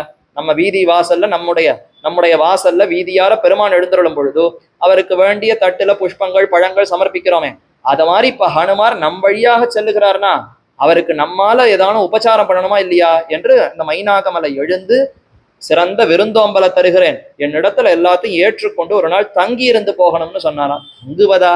ஏற்கனவே நாழியாயிடுத்து நேரமாயிடுத்து, ராமன் துடித்து கொண்டிருக்கிறான், இப்பொழுதே அக்கறைக்கு போகணும், உன்னுடைய விருந்தோம்பல்லாம் வேண்டாம், உன்னுடைய வார்த்தையே போறோம், அதனாலேயே நான் எல்லாம் ஏத்துட்டேன்னு சொல்லி மைனாகமலை நடந்து விடை பெற்று கொண்டு அடுத்து தாண்டினால் அங்க சிம்ஹிகை, அங்க அதாவது சுரசை என்று ஒருத்தி வருகிறாளாம். அந்த சுரசையானவள் அவள் என்ன பண்ணுகிறாள்? ஒரு அரக்கி. அவள் இந்த ஹனுமானுடைய நிழலை பிடித்து இழுக்குகிறாளாம். அந்த நிழலை பிடித்து இழுத்த உடனே, அதாவது தேவர்கள், சுரசை என்கிற அந்த பெண் அவள் அப்சரஸ்திரீ. ஆனால் தேவர்கள் எல்லாம் சேர்ந்து இந்த ஹனுமானுடைய அந்த ஆற்றல், அவருடைய அந்த சாமர்த்தியத்தை பரீட்சிக்க வேண்டும் என்பதற்காக ஒரு அரக்கி போல நீ உருவம் எடுத்துக்கொள். தேவஸ்திரீ அப்சரஸ்திரீ சுரசை என்பவள் இப்போ ஒரு அரக்கியாக தன்னை மாற்றிக்கொண்டு இந்த சமுத்திரத்துக்கு நடுவில் அப்படி தடார்னு வந்து இந்த ஹனுமானோடு ஒரு பெரிய யுத்தம் பண்ணுகிறா போல அப்படி தடையாக நின்றாள். அம்மா எதற்காக இப்படி நிற்கிறாய்? நான் உனக்கு என்ன பண்ணேன் என்ன ஹனுமார் கேட்க, இல்ல நீ எனக்கு ஆகாரமாக ஆக வேண்டும், நான் பெருசா இப்ப வாயை திறக்க போறேன், என் வாய்க்குள்ள நீ நுழைந்து புறப்பட்டு போக முடிந்தால் நீ மேற்கொண்டு போகலாம், அப்படி என் வாய்க்குள்ள போய்விட்டு புறப்பட முடியலன்னா எனக்கு ஆகாரமாக நீ முடிந்து விடுவாய் என்று சொல்ல அவள் பெரிய வாயை திறந்தாளாம். இவள் 20 யோஜனை வாயை திறந்தாள். ஹனுமார் 30 யோஜனை வளர்ந்தார். இவர் 40 யோஜனை வாயை திறந்தாள். ஹனுமார் 50 யோஜனை பெருசா ஆனாராம். இந்த மாதிரி இவள் வாயை பெருசா பெருசா திறக்க திறக்க திறக்க சட் என்று ஹனுமார் தன்னை சுருக்கி கொண்டு ஒரு ஈ போல சின்ன வடிவம் எடுத்துக்கொண்டு தடார்னு வாய்க்குள்ள நுழைந்தார். மறுபடியும் வாயை விட்டு வெளில வந்துட்டார். இதை பார்த்த உடனே ஆச்சரியப்பட்டார்கள் தேவர்கள் எல்லாம். என்ன சாமர்த்தியம், என்ன சாமர்த்தியம்! தான் எப்படி அறிவாற்றலோடு இந்த அரக்கிய கூட இப்படி வென்றிருக்கிறார். உடனே அந்த அரக்கியானவள் மன்னிப்பு வேண்டி, சரி சரி உம்மை பரீட்சிக்கணும், உன்னுடைய ஆற்றலை தெரிந்து கொள்ள வேண்டும் என்பதற்காகத்தான் இப்படி நடந்து கொண்டேன்னு தன்னுடைய இயற்கை உருவம் அடைந்தாள் என்று சரித்திரம். அடுத்து சுரசை தாண்டி போனவுடனே சிம்ஹிகை என்று ஒருத்தி இருக்கிறாள். அவள் என்ன பண்ணுகிறாள்னா, அவள் அரக்கி. அவள் இந்த வானரம் அப்படி பறந்து போறதை பார்த்துட்டு, ஐயோ ரொம்ப பெரிய வானரமா இருக்க, இது ஆகாரமாக கொண்டால் பல காலம் பல வருஷம் நம்ம நிம்மதியா இருக்கலாம் என்பதற்காக ஆகாரமா பிடிக்கணும்னு அந்த நிழல், சமுத்திரத்துக்கு மேல நிழல் இருக்கா, ஹனுமார் பறந்து போகிறார், உடைய நிழல் விழுகிறது. அந்த நிழலை பிடித்து இழுத்த உடனே ஹனுமாரால பறக்க முடியலையா, சட்டென்று அவரையே பிடித்து இழுத்து விட்டார். தன்னுடைய கையில வைத்து கொண்டு, இன்றைக்கு நான் உன்னை ஆகாரமாக எடுத்துக்கொள்ள போகிறேன், ஆஹாஹான்னு கத்தி பெரிய உருவத்தோடு தன் வாய்க்குள்ள அப்படி நுழைத்தினார். ஹனுமாரும் ஒப்புக்கொண்டு உள்ள போனவர் உள்ள போய் குடலுக்குள்ள இருக்கக்கூடிய அந்த பாகங்களை எல்லாம் நல்லா கடித்து கிழித்து எல்லாத்தையும் ஒண்ணு சுக்கு நூறா ஆக்கி போட்டார். அவளால தாங்க முடியல, ஆன்னு வாயை திறக்க மறுபடியும் வாய் வழியாக வெளியில வந்து அவளுடைய பிராணனை அத்தோடு போயித்து. அதை தாண்டி இப்ப 3 தடைகளையும் தாண்டினார். மைனாகமலை, சுரசை, அடுத்து சிம்ஹிகை, 3ஐயும் தாண்டி இப்ப லங்கையினுடைய தீவு. லங்கையே ஒரு தீவு தானே, 4 பக்கமும் சமுத்திரத்தினால சூழப்பட்டிருக்கிறது. அந்த தீவுக்குள்ள இப்பதான் நுழைகிறார். முதல்ல உள்ள போன உடனே என்ன அழகு என்ன அழகுன்னு அந்த லங்கைய பார்க்கிறாராம். வழியில சமுத்திரத்தினால ஒரு அரண், அதற்கடுத்து உள்ள மலைகள், சமுத்திரம் தாண்டி உள்ள போனா அடுத்து மலையால சூழப்பட்டிருக்கிறதா, மலைகள் எல்லாம் அரணாக இருக்கிறதாம். அதை தாண்டி உள்ள போனால் நல்ல மதில்கள் இருக்கு, காடுகள் இருக்கு, அதெல்லாம் அதற்கு அரணாக இருக்கு. இதையெல்லாம் தாண்டி உள்ள போனா தான் ராவனுடைய அந்த இருப்பிடம், வசிப்பிடம், அவனுடைய ஊரே அமைந்திருக்கிறதாம். என்ன அழகா இப்படி எல்லாம் துர்க்கங்கள்லாம் வைத்து கோட்டை கொத்தலங்களோடு ஆச்சரியமா இருக்கு. ரங்காம் ராவணபாலிதாம், ராவனுடைய இந்த லங்கைங்கிறது கண்ணை கவரும் விதத்துல இத்தனை அழகா இருக்கே. இப்பேற்பட்ட அழகான இடத்துக்கு கொடூரமான ராவணனை போய் தலைவனா கொண்டிருக்கிறதே, இது என்ன ஐயோஹோ கஷ்டம் என்று அந்த லங்கா நகரத்தை அனுபவித்தவர், சரி சரி இந்த அனுபவம் எல்லாம் நமக்கு வேண்டாம், முதல்ல சீதையை தேட போவோம்னு உள்ள நுழைய பார்த்தார். தன்னுடைய உருவத்தை சுருக்கி கொண்டார். பறப்பதற்குத்தான் பெரிய உருவம். இப்ப லங்கைக்குள்ள போன உடனே ரொம்ப சின்ன உருவத்தை எடுத்துக்கொண்டார். வாசல்ல காவல் தேவதை உட்கார்ந்து கொண்டிருந்தாளாம், லங்கினின்னு அவளுக்கு பெயர். அந்த லங்கினிங்கிற அரக்கி, அவள் இவளை கண்டுபிடிச்சிட்டார். ஹனுமார் அப்படி சின்ன உருவம் எடுத்துக்கொண்டு போனார் கூட, அவளை தாண்டி தான் காற்று கூட உள்ள போகணுமா. அப்ப இந்த யார் இவர், யாரோ ஒரு வானரம் இப்படி உள்ள போறதே, ஹே வானரம் எங்க போடுகிறாய் என்ன அவனை பிடித்து கேட்க, இந்த மாதிரி நான் ராமனுடைய சேவகன், ஊரெல்லாம் சுத்தி பார்க்கலான்னு வந்திருக்கிறேன் அப்படின்னு தன்னை தெரிவித்து கொண்டார். அதெல்லாம் சுத்தி பார்க்கறதெல்லாம் இங்க முடியாது, என் அனுமதி இல்லாமல் உள்ள போக முடியாதுன்னு அடிக்க பார்த்தாளாம் அந்த லங்கினி. உடனே இவர் இடது கை அந்த விரல்களை எல்லாம் அப்படி மடித்து முட்டியால ஓங்கி அவள் தலையில ஒரு குத்து குத்தினார். குத்தின அதே குத்துல அவளுடைய சித்தம் எல்லாம் கலங்கி போய் அப்ப அவளுக்கு நினைவு வந்ததாம், பிரம்மா எனக்கு ஏற்கனவே தெரிவித்திருக்கிறார், யார் இடது கையால முட்டியினால என் தலையில ஒரு வானரம் என்னை எப்பொழுது அடிக்கிறதோ அப்பொழுதே இந்த லங்கைக்கு அழிவு ஆரம்பம் என்று பிரம்மா தெரிவித்திருக்கிறார். நிச்சயம் இந்த லங்கைக்கு இனிமேல் அழிவுதான், அதற்குத்தான் நீ வந்திருக்கிறாய் போலும், நான் உன்னை தடை செய்வதற்கு தகுதியானவள, நீ உள்ளே போகலாம்னு அனுமதி கொடுக்க மேற்கொண்டு அனுமான் உள்ளே செல்லுகிறார். லங்காபுரி கோட்டை அதையெல்லாம் கடந்து ராவனுடைய மூல பலம், அவனுடைய அரக்கர் சேனைகள் எங்கு அவர்கள்லாம் குவிந்திருக்கிறார்கள், எப்படி அவர்களுக்கெல்லாம் பயிற்சி கொடுக்கப்படுகிறது அதையெல்லாம் பார்க்கிறார். கோடானு கோடிக்கணக்கான அரக்கர்கள் எல்லாம் அங்க இருக்கிறார்கள். அடுத்து அரண்மனையை நோக்கி உள்ள போய் அதெல்லாம் எப்படி அமைந்திருக்கிறதுன்னு அதையெல்லாம் பார்க்கிறார். சரி, அரண்மனை எல்லா இடத்துலையும் பார்த்தாச்சு, சீதை எங்க இருப்பா, இவன் கடத்தி கொண்டு போயிருந்தால் அந்த புறத்துலதான் வைத்திருப்பார் அப்படிங்கிறதுக்காக ராவனுடைய அந்த புறத்துல போய் எல்லாத்தையும் பார்க்கிறார். பல ஸ்திரீகள், ராவணன் ஆங்காங்கு தான் பெற்ற அத்தனை ஸ்திரீகள் எல்லாரும் ராவனுடைய அழகை பார்த்து ஈடுபட்டு அத்தனை ஸ்திரீகள் வந்திருக்கிறார்கள். அது மட்டும் இல்லாது இவன் வேணும்னே தேவஸ்திரீகளை எல்லாம் வேற பிடித்து கொண்டு வந்திருக்கிறானே. இப்படி அவனாலே களவாடப்பட்ட அத்தனை பெண்களும் அந்த புறத்துல இருந்தார்கள். அத்தனை பெண்களையும் பார்க்கிறான் ஹனுமன். இதுல யாரு சீதைன்னே தெரியவில்லையே. எல்லாரும் இந்த மாதிரி எல்லாம் ராத்திரி வேலை வேற, சந்திரன் உதித்து விட்டது, யாருக்கும் தெரியாமல் சின்ன ஈ போன்ற ஒரு வடிவம் எடுத்துக்கொண்டு ஹனுமார் அப்படி அந்த புறத்துல பார்க்கிறார். பார்த்தா கண்ணு கெட்டின தூரம் முழுக்க ஒரே ஸ்திரீகள் பெண்களா இருக்கிறார்கள். எல்லோரும் ஒரே மதுபானம் பண்ணி அதற்கு மேல என்ன செய்வது ஏது செய்வதுன்னு தெரியாமல் அங்கும் இங்கும் அப்படியே தூங்கி வழிந்து அங்கங்க உறங்கி கொண்டிருக்கிறார்கள். இத்தனை பேரையும் பார்த்த உடனே அவனுக்கு ஒரே கலக்கமாகி விட்டது. ஹனுமார் பிரம்மச்சாரி, உயர்ந்த பிரம்மச்சாரி, நாம் போய் இத்தனை பெண்களை பார்க்கக்கூடிய ஒரு அவல நிலை ஏற்பட்டு விட்டது, இது என்ன ஐயோ கஷ்டம் என்று தன்னை மிகவும் நொந்து கொண்டார். அதுக்கப்புறம் ஒரு பரீட்சை பண்ணி பார்த்தார். என் மனசு ஏதேனும் பிரமம் ஏற்பட்டிருக்கிற, என் மனசு சஞ்சலம் அடைகிறதா? இத்தனை பெண்களை பார்த்த உடனே என் பிரம்மச்சரிய நிஷ்டைக்கு ஏதாவது கலக்கம் வந்துடுத்தா, பெண்கள் இடத்துல எனக்கு ஏதாவது விருப்பம் வந்துடுத்தான்னு தன்னை தானே பரிசோதித்துக் கொள்ளுகிறார். ஒரு க்ஷணம் கண்ணை மூடிக்கொண்டு அப்படி பார்த்தால் உடனே உள்ளத்துல ராமனுடைய திருமுகம் தெரிந்ததாம். ஓஹோ, அப்ப எனக்கு இன்னும் ராமன் இடத்துல தான் ஈடுபாடு இருக்கே தவிர கண்ணுக்கு முன்னாடி எத்தனை பெண்களை பார்த்தாலும் அந்த அழகில தாழ்ந்த இந்த உடல் விஷயங்கள்ல எனக்கு ஈடுபாடே இல்லை என்ன உறுதி கொண்டவராய் மேற்கொண்டு தேட போனார். அப்படி பெண்களை எல்லாம் தாண்டி பார்த்தால் ஒரு பெரிய அந்தப்புறத்துக்குள்ள இன்னும் நடுவான பகுதி, அங்க பெரிய மஞ்சம், அந்த மஞ்சத்துல ஒருத்தி படுத்துக் கொண்டிருக்கிறாள். யாருன்னு பார்த்தா மண்டோதரி, ராவனுடைய மனைவியான மண்டோதரியை பார்த்து அவளுடைய அந்த அங்க அடையாளங்கள், கற்பு கரசியா, மண்டோதரிங்கிறவ கற்பு கரசி, அப்பேற்பட்ட அந்த மண்டோதரியை பார்த்த உடனே அவளுடைய அங்க அடையாளங்கள், அவள் அணிந்து கொண்டிருக்கக்கூடிய ஆபரணங்கள், அவளுடைய உடை அழகு, அவள் இருக்கக்கூடிய அந்த எல்லாத்தையும் தன்மைகளை பார்த்தால் சீதை தான் இங்க படுத்து கொண்டிருக்கிறார்னு முடிவு பண்ணிட்டார் ஆஞ்சநேயர். ஓஹோன்னு குதிக்கிறார், மேலையும் கீழையும் குதிக்கிறார். கண்டுட்டேன் கண்டுட்டேன், சீதையை பார்த்துட்டேன்னு ஒரே சந்தோஷப்பட்டார். அடுத்த க்ஷணம் யோசித்தார், சீதை எங்கேயாவது இந்த மாதிரி அந்தப்புற கட்டில படுத்து கொண்டிருப்பாரோ? ராமனை விட்டு பிரிந்த துக்கத்துல தான் ஐயோ இப்படி இருக்கோமே நொந்து கொண்டு ஆடை அலங்காரங்களே இல்லாமல் ரொம்ப அப்படியே தீனையாக மெல்லிய உடல் கொண்டிருப்பவளாக அழுக்கு மாசுடம்போடுன்னு அவள் இருப்பாள். இந்த மாதிரி அந்த புறத்துல பட்டு மெத்தையிலெல்லாம் அவள் படுத்து கொண்டிருப்பாளே, சி என் புத்தி என்ன இவ்வளவு தாழ்ந்ததாக போகிவிட்டது, இவள் நிச்சயம் சீதை இல்லை, இவள் ராவனுடைய மனைவியாகத்தான் இருக்க வேண்டும்னு அடுத்து முடிவு செய்தாராம். சரி என்ன செய்வது, இப்ப எங்கதான் சீதையை போய் தேடுவது? சரி ஊர் முழுக்க வேற எங்கேயானு தேடலாம், அந்த புறத்துல இல்ல இங்க இல்லைன்னா வேற எங்கேயானு அடைத்து வைத்திருக்கலாம், சரி வேற ஏதாவது இடத்துல தேடலாம்னு சொல்லி அசோகவனம், ராவணனாலே மிகவும் விரும்பத்தக்க ஒரு வனம் இருக்கிறது. அந்த புறத்துக்கு பக்கத்துல ஒரு பெரிய தோட்டம். ராவணன் எங்கு அவனுக்கு ஆனந்தமா கேளிக்கையா நல்லா விளையாடணும்னா சட்டென்று அந்த தோட்டத்துக்குள்ளதான் வருவானாம். அப்படிப்பட்ட தோட்டம் தான் அந்த அசோக வனம்.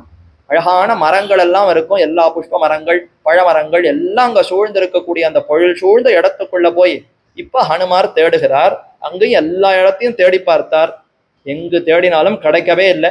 ஓய்ந்து போய் ஒரு அசோக மரம், அதுதான் வடமொழியில சிம்சுபா விருட்சம் என்று தெரிவிப்பார்கள், அந்த மரத்தினுடைய கிளையில போய் உட்கார்ந்து கொண்டார். என்ன தவறுன்னே புரியலையே. ராமனோ மோதிரத்தை கொடுத்து அனுப்பினார், சம்பாதியும் இங்கதான் இருக்கான்னு லங்கையில இருக்கான்னு அடையாளம் கூறிவிட்டார். நானும் இந்த தடங்கல்களை எல்லாம் தாண்டி இங்க உள்ளேயே வந்தாச்சு, இவ்வளவு நேரம் எல்லாம் தேடியும் பார்த்தாச்சு, இன்னும் சீதை கிடைக்கலையே. அவள் ஒருவேளை ராவணன் தூக்கி வரும்பொழுது கடல்ல விழுந்து விட்டாளா, தன்னுடைய உயிரை மாய்த்து கொண்டாளா, இல்ல இங்க வந்த பிற்பாடு அரக்கிகள் எல்லாம் சேர்ந்து கொன்று அவளை ஆகாரமாக எடுத்து கொண்டு விட்டாளா, என்ன ஆச்சுன்னே தெரியல. நான் இப்ப திரும்பி போய் என்ன பதில சொல்லுவேன், ஒன்னும் புரியலையே என்று அங்கு அமர்ந்து கொண்டு அப்ப வணக்கத்தை தெரிவிக்கிறார். ஓ ராமா, நான் தவறு செய்து விட்டேன், நான் சீதையை தேடி கண்டுபிடிப்பேன்கிற ஒரு முயற்சியினால இவ்வளவு நேரம் ஈடுபட்டிருந்தேன். நான் எங்க அப்பேற்பட்ட சீதையை தேடி கண்டுபிடிப்பது? சீதையா பார்த்து தன்னை வெளிப்படுத்தி கொண்டால்தான் என்னால அவளை தேட முடியுமே தவிர நான் கண்டுவிடுவேன்கிற ஒரு ஒரு ஒரு கர்வம் என்னிடத்துல இருந்ததுன்னா என்னால பார்க்க முடியுமா? பெருமானே அப்படிப்பட்டவர் தான், நான் அவரை அடைந்து விடுவேன், என்னுடைய பக்தியினால் அவரை அடைந்து விடுவேன்னு சொன்னார். எத்தனை வருஷங்கள் எத்தனை யுகமானாலும் எத்தனை பிறவியானாலும் அடைய முடியாது. ஆனா பெருமானே நீர் உம்மை காட்ட வேண்டும்னு அவருடைய திருவடிகள்ல விழுந்தோன்னா அடுத்த க்ஷணம் அவர் தம்மை காட்டி கொடுப்பார். அதே மாதிரி தானே சீதையும் இருப்பாள். அப்ப நான் கர்வத்தோடு நான் கண்டுபிடிச்சிருவேன் இவ்வளவு நேரம் என்னுடைய முயற்சியில ஈடுபட்டிருந்தேன். தேவ்யை தஸ்மை ஜனகாத்மஜாயை நமோஸ்து ராமாயச்ச லக்ஷ்மணாய என்று ராமனுக்கு வணக்கம், லக்ஷ்மணருக்கு வணக்கம், சீதா பிராட்டிக்கு வணக்கம், தாயே நீ இருக்கும் இடத்தை நீயே வெளிப்படுத்த வேண்டும்னு பிராட்டியின் இடத்துல பிரார்த்தித்த அடுத்த க்ஷணம் தான் எந்த மரத்துல அமர்ந்திருந்தானோ அந்த மரத்து கிளைக்கு கீழே அப்படி உற்று பார்த்தார். அங்கேயே சீதை அமர்ந்திருக்கிறாள். அழகான ஒரு பெண், பார்ப்பதற்கு அவ்வளவு மனசை ஈர்க்கக்கூடிய ஒரு விதத்தில் அவளுடைய அந்த உருவம் அமைந்திருந்ததாம். ராமனையே நினைவிலே கொண்டிருக்கிறாளா, சலனமற்று உறுதியாக அந்த மனசு அவளிடத்துல ஈடுபட்டு அப்படியே மாசு உடம்பு. ஏன்னா 10 மாசம்னா 8 மாசம் ஆகியிருக்கிறது, 9 மாசம், 9வது மாசம் நடந்து கொண்டிருக்கிற சமயத்துல தான் ஹனுமார் வந்து சந்திக்கிறார். ஏன்னா இதுக்கப்புறம் 1 மாசம் கெடு கொடுக்கிறார் ஹனுமான் இடத்துல. இன்னும் 1 மாசம் நான் உயிர் தரிப்பேன், 9 மாசம் ஆயிடுத்து, 1 மாசம் கெடு கொடுக்குறேன், அதுக்குள்ள ராமன் வந்து என்னை ரட்சித்தால் என்ன பிராணனோடு பார்க்கலாம், வரலன்னா அந்த பிராணன் அத்தோடு முடிந்து போய்விடும்னு தெரிவிக்கிறாள். அப்ப 10 மாசத்துல இப்ப 9வது மாசத்துல சந்திக்கிறார். 9 மாசம் குளிக்கல, ஒன்னும் பண்ணல, அன்ன ஆகாரங்கள் ஏதும் இல்லாமல் அப்படியே இடை சிறுத்து, ஏற்கனவே இடை சிறுத்து தான் இருக்கும், இன்னும் உடலெல்லாம் மெலிந்து போய் ரொம்ப பயந்து கொண்டு தீனையாக இரக்கம் காட்ட வேண்டிய நிலையிலே அப்படி பரிதவித்து கொண்டு எல்லா திக்கிலும் பார்த்தா அரக்கர்கள், அப்படியே செந்நாய்களுக்கு நடுவே ஒரு மான்குட்டி மாட்டிக்கொண்டால் என்ன பாடுபடும், அத மாதிரி இத்தனை அரக்கர்கள் அரக்கிகளுக்கு நடுவே தான் சிக்கி கொண்டவளாய் ராமனையே இடைவிடாது மனதாலே தியானிப்பவளாய், அதனாலேயே ஒரு ஒளி புழுதி அலைந்த பொன்மேனின்னு வெண்ணை அலைந்த குணங்கிற பாசுரத்துல கண்ணனுக்கு பெரியாழ்வார் தெரிவிக்கிறார். அவர் புழுதிய தன்னுடைய உடம்பு முழுக்க பூசிக்கொண்டிருக்கிறார். போய் மண்ணுல விளையாடுறார், ஆடு மாடுகளை மேய்க்கிறார், விளையாடுறார், உடம்பு முழுக்க புழுதி படிந்திருக்கு. ஆனா பொன் மேனியம், அப்படியே தகதகிற மேனின்னா எம்பெருமானுடைய மேனி அப்படித்தான். அவர் அழுக்கே பூசிக்கொண்டிருந்தாலும் அவருடைய ஒளி அது நம்முடைய மனசை ஈர்க்கக்கூடிய விதத்திலே அழகோடு அப்படி பிரகாசிக்கும். அத மாதிரி சீதையானவள் என்னதான் இந்த காட்டில தான் சிறைப்பட்டு இருந்தாலும், அவளுக்கு மேல அழுக்கு மூடி இருந்தாலும், ஆனா அவளுடைய இயற்கை ஒளியானது அப்படி விஞ்சி அது பிரகாசித்திருந்தது. அப்படியே கற்பு கரசியாக அவளுடைய அந்த ஒளி, அவருடைய அந்த உறுதி, ராமன் ரட்சிப்பான்கிற அந்த உறுதி அதெல்லாம் உருவத்துல தெரிய இவள் தான் சீதை என்ன மனதில திடம் கொண்டாளாம். ஆனாலும் இப்போ அதை அவள் வாயாலேயே நிரூபிக்கணுமே, இவள் தான் சீதைங்கிறது எப்படி உறுதி கொள்ளுவது? அதற்காக சற்று அங்கேயே காத்திருந்தான். நிச்சயம் இவள் சீதைனா துன்புறுத்துவதற்கு அரக்கிகள்லாம் வருவா. வந்து சீதை இடத்துல வார்த்தை சொல்லுவாளோ இல்லையோ, சற்று இருந்து கவனிப்போம்னு அங்கேயே இருந்து கவனித்து கொண்டிருக்க, இவரே பச்சை பசையல் இருக்கார் ஹனுமார். மரங்கள்ல பச்சை பச்சையா இலை இருக்கு, அந்த பச்சை இலையோடு பச்சையா இவரும் மறைந்து கொண்டு அப்படியே கண்ணை இங்கேயே வைத்து கொண்டு பார்த்து கொண்டிருக்கிறார். அதே சமயத்துல ராவணன் வருகிறான். வந்து அரக்கிகள் இடத்துல எல்லாம் பேசிக்கொண்டு, என்ன ஆச்சு, கெடு கொடுத்துட்டு போயிருந்தேனே, அவன் ஒரு கெடு கொடுத்திருந்தான், இன்னும் ஒரு மாசம்தான், அதுக்குள்ள நீங்க இவளை சம்மதிக்க வைக்கவில்லை என்றால் உங்க அத்தனை பேருடைய பிராணனும் போய்விடும் என்று 700 ராட்சசிகளை வைத்துக் கொண்டிருந்தானாம் ராவணன். 700 ராட்சசிகளுக்கு நடுவே ஒரு சீதை மாட்டிக்கொண்டால் என்ன கஷ்டம் அவளுக்கு நேர்ந்திருக்கும். அப்பேற்பட்ட கஷ்டத்தையும் தான் அனுபவித்து, எதற்காகன்னா இந்த ராவணனை எப்படியாவது திருத்த வேண்டும், உபதேசித்து உபதேசித்து அவனுக்கு நல்லதை எடுத்து கூறினால் அவன் கூட திருந்து விடுவான்கிற அந்த இரக்க குணம், அந்த ஒரு பெருங்குணம் சீதை நடத்துல இருந்தது. எனக்கு கஷ்டம் வந்தா கூட பரவாயில்ல, இந்த ராவணனை எப்படியாவது திருத்தி சேர்த்து விட்டால் அவனால் அரக்கர் குலமே வாழ்ந்து போகுமே என்ன சீதைக்கு மனதிலே தோன்ற. அதனால தான் ஆறி இருந்தாள், பொறுமையோடு இருந்தாள். எத்தனை தடவை ராவணன் வந்து துன்புறுத்தினாலும் அவனை பெரிதாக மதிக்காமல், ஏதோ தாழ்ந்தவன் அறிவில்லாமல் செய்கிறான். ஒரு தாய் தன்னுடைய குழந்தை ஏதோ அறிவில்லாத காரியத்தை செய்தால் எப்படி சற்று பொறுத்து பொறுமையா உபதேசிப்படோ, அதே போலத்தான் ராவனிடத்திலையும் நீ செய்வது தவறுன்னு பல தடவை உபதேசிக்கிறார். மித்திரம் ஔபயிகம் கர்த்தும் ஸ்தானம் பரீப்சதா. ஹே ராவணா, நீ உன்னுடைய பெண்களும் குழந்தைகளோடு சேர்ந்து சௌக்கியமா இந்த லங்கையை ஆள வேண்டும் என்கிற நினைவு உனக்கு இருந்ததானால் அப்ப நீ என்ன செய்யணும் தெரியுமா, ராமனை போய் அடை சரணாகதி பண்ணுன்னு சொல்லலையாம், மித்திரம் ஔபயிக்கும் கர்த்தும், நண்பன் ஒரு வேஷமிட்டு கொண்டு நீ ராவனிடத்துல போனால் கூட உன்னை ஏற்றுக்கொண்டு நண்பனாக வந்தையா ராவணா வா என்று உன்னை அணைத்து கொண்டு உனக்கு வேண்டிய நன்மைகளை செய்வான். ஆனால் நான் அந்த ராமனிடத்துல போக மாட்டேன், சீதை என்னை கொடுக்க மாட்டேன், நீ உறுதி கொண்டவனாக இருந்தாய், நிச்சயம் அந்த ராமன் வந்து உன்னை கூண்டோடு இந்த குடும்பம் உன்னுடைய குலமே இல்லாதபடி நசிக்கும்படி செய்வான் என்று பல தடவை உபதேசித்தார். பெயர்பட்ட சீதை, ராவணன் என்பவன் எவ்வளவு தாழ்ந்தவன், போய் காலில் விழுன்னு சொல்லியிருக்கணும். என்னுடைய பர்த்தா ராமன் தான் உலகத்துக்கே நாதன், அவனுடைய காலில் விழுவதற்கு கூட தகுதி இல்லை, இவன் பண்ண அபச்சாரத்துக்கு அது கூட உண்மையில் தகுதி இல்லை. ஆனாலும் போய் காலில் விழுன்னு உபதேசிக்க வேண்டியிருக்க, நீ காலில் விழெல்லாம் வேண்டாம், நண்பன் ஒரு வேஷமிட்டு கொண்டு போன்னு சொல்றாளேன்னா அதுதான் தர்மமா. ராமன் அதைத்தான் எதிர்பார்த்திருப்பானா. ஒரு க்ஷத்ரிய அரசன், என்ன இருந்தாலும் ராவணனும் அரசன் தானே, ஒரு அரசன் மற்றொரு அரசனிடத்துல போய் காலில் விழுன்னு சொல்லக்கூடாதான். அப்படி சொன்னால் இப்ப சீதையை சேர்த்து கொண்ட பிற்பாடு, அயோத்திக்கு திரும்பின பிற்பாடு ராமன் விசாரிப்பானா, 10 மாசம் நீ சிறை இருந்தாயே, என்னமோ ராவணனுக்கு உபதேசித்தாய், நீ நிறைய உபதேசங்களை பண்ணினான்னு எல்லாரும் சொல்றாள், என்ன உபதேசித்தாய் சொல்லுன்னு கேட்க, அப்ப நான் ராவணனை பார்த்து சொன்னேன், போய் ராமனுடைய காலில் விழுன்னு சொன்னேன்னு சொன்னால், ஐயோ சீதை இது கூட உனக்கு தெரியாதா, க்ஷத்ரிய தர்மம் கூட உனக்கு தெரியாமல் ஒரு அரசனை போய் இந்த மாதிரி காலில் விழுன்னு சொல்லிவிட்டாய், இது பெரிய குற்றமாச்சேன்னு என்னிடத்துல அப்ப கேள்வி கேட்பார். எப்போ ராமன் இவனை சேர்த்து கொண்டு அயோத்திக்கு திரும்பின பிற்பாடு கேள்வி கேட்டால் பதில் சொல்லுவது கஷ்டமா போய்விடுமே. அதனால முன்கூட்டியே தர்மம் அறிந்தவளான சீதை, நீ நண்பன்கிற வேஷத்தை போட்டு கொண்டாவது போ என்று சொல்ல இப்படியெல்லாம் உபதேசித்தாள். ஆனால் காலன் காதல இருந்து அமர்ந்து கொண்டு ராவனுடைய காதலை எதுவும் உள்ள விழாதபடி தடுத்தான். ஒருத்தருக்கு அந்த கெட்ட வேலை வந்ததுன்னா எந்த நல்லதும் காதல இறங்காதுன்னு சொல்றமே, அந்த மாதிரி இந்த ராவணன்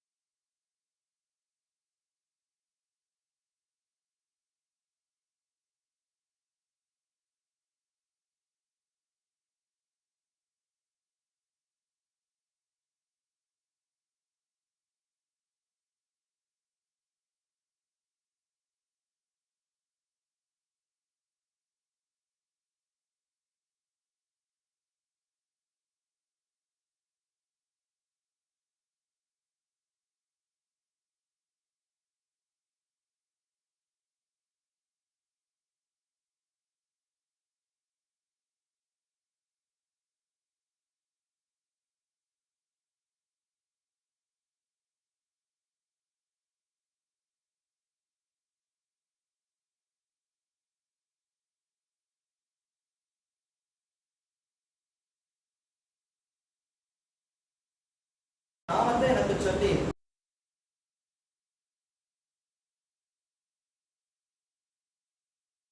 நாமத்தை அந்த பாசுரத்தில் தெரிவிக்கிறார். இது நம்மாழ்வாருக்கு ஏற்பட்ட நிலை. அதே பராங்குஷ நாயகி, பரகால நாயகி திருமங்கையாழ்வார், அவர் வளர்த்த கிளி ரொம்ப சாமர்த்தியமானது. அது இந்த மாதிரி மறந்து போய் மாத்தி எல்லாம் சொல்லலையாம். அது மைவண்ணன் முளைக்கவிதை குறுங்குடியுள் முகிலை மூவாமோ உலகம் கடந்த அப்பால் முதலாயின அளப்பரிய ஆரம்பை அனந்தமே அந்தனனை அந்தனந்தம் சிந்தையானை விளக்கொழியை மரதகத்தை திருத்தன்காவில் வெட்காவில் திருமாலை பாடக் கேட்டு வளர்ப்பதனால் பயன் பெற்றேன் வருகவென்னு மடக்கிளியை கைகூப்பி வணங்கினாடேன்னு ஆச்சரியமான பாசுரம். திருமங்கையாழ்வார் வளர்த்த கிளி சரியா திருமங்கையாழ்வார் பெருமானோடு சேர்ந்திருக்கிற சமயத்துல வரிசையா கிருஷ்ணநாமங்களை சொல்லித்தான். ஆனந்தம் அப்படியே உச்சத்துக்கு போயிட்டு கிளிய பார்த்து கைகூப்பி வணங்குகிறே. யாரான நம்ம வளர்த்த பறவைகள், நாம வளர்த்த அந்த தாழ்ந்த விலங்குகளுக்கெல்லாம் கை கூப்புவோமா? நம்ம வயிற்றுக்கிற அந்த பெண்கள் குமாரர்களுக்கு நம்ம கை கூப்புவோமா? பசங்க தான் நம்ம சேவிக்கணுமே தவிர என் வயிற்று பிறந்தபடியே நாம் சேவிப்போம்னா சேவிக்கலாம்.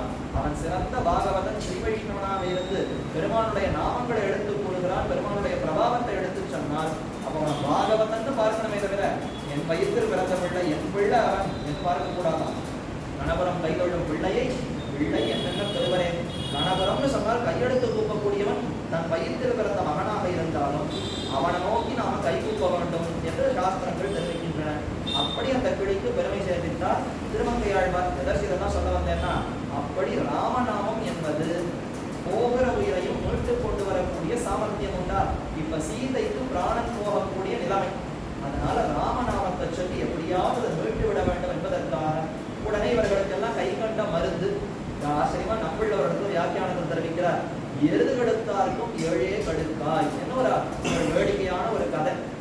ஒரு வைத்தியன் இருந்தான், அவன் மரணித்து போய்விட்டான். அவனுக்கு ஏதோ மூப்பு வந்தது, மரணம் அடைஞ்சிட்டான்.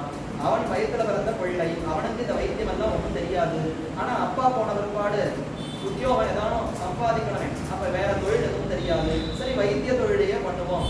உண்மையா வைத்தியத்துக்கு எதுவும் படிக்கல, இப்போ போலி வைத்தியராட்ட இவனும் அதே வைத்தியசாலையில உட்கார்ந்து கொண்டு எல்லோருக்கும் மருந்து கொடுக்க ஆரம்பித்தான்.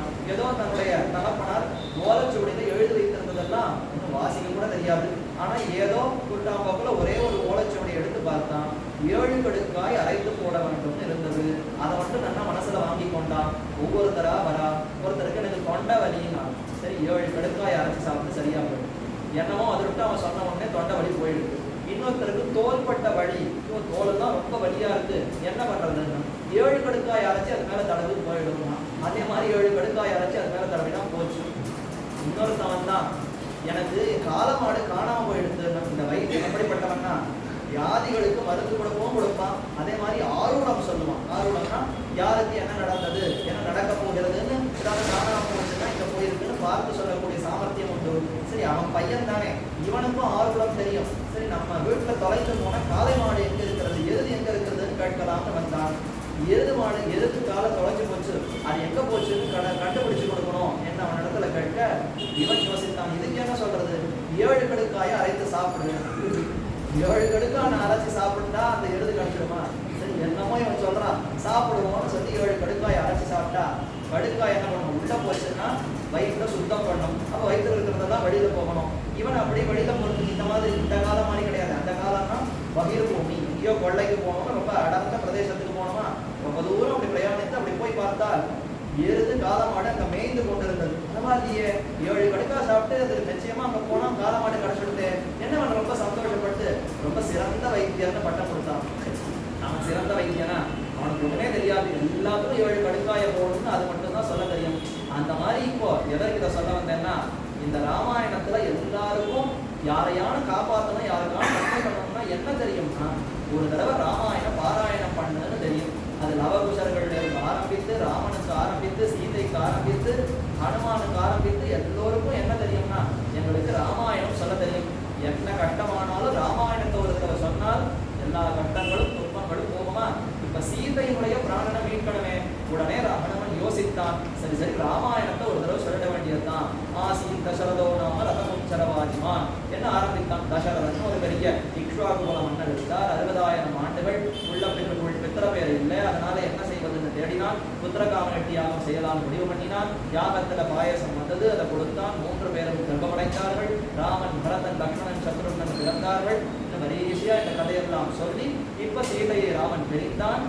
அந்த ராமன் சுக்ரீவனோடு தோழமை கொண்டான். பல வானரங்களையும் பல திக்கில அனுப்பினான். அதுல அங்கதன், ஜாம்பவான், ஹனுமன் முதலான வானரங்களை எல்லாம் தெற்கு திசை நோக்கி அனுப்பினான். அதிலே ஹனுமன்கிற வானரம் தெற்குல இலங்கையை நோக்கி வந்து இலங்கைக்குள்ளே புகுந்து ராவனுடைய அரண்மனையும் தாண்டி அந்த புறத்தையும் தாண்டி அங்க இருக்கக்கூடிய அசோகவனத்துல சிந்துபாவக்ஷ விருட்சத்துக்கு மேல உட்கார்ந்து கொண்டிருக்கிறேன் என்று சொல்லி திடீர்னு குதிச்சு தாசோகம் கோசமேந்திரஸ்ய தூதோகம் ராமஸ்ய, நான் தான் ராமதூதன் ஹனுமான்னு கீழே வந்து சேவித்தான்.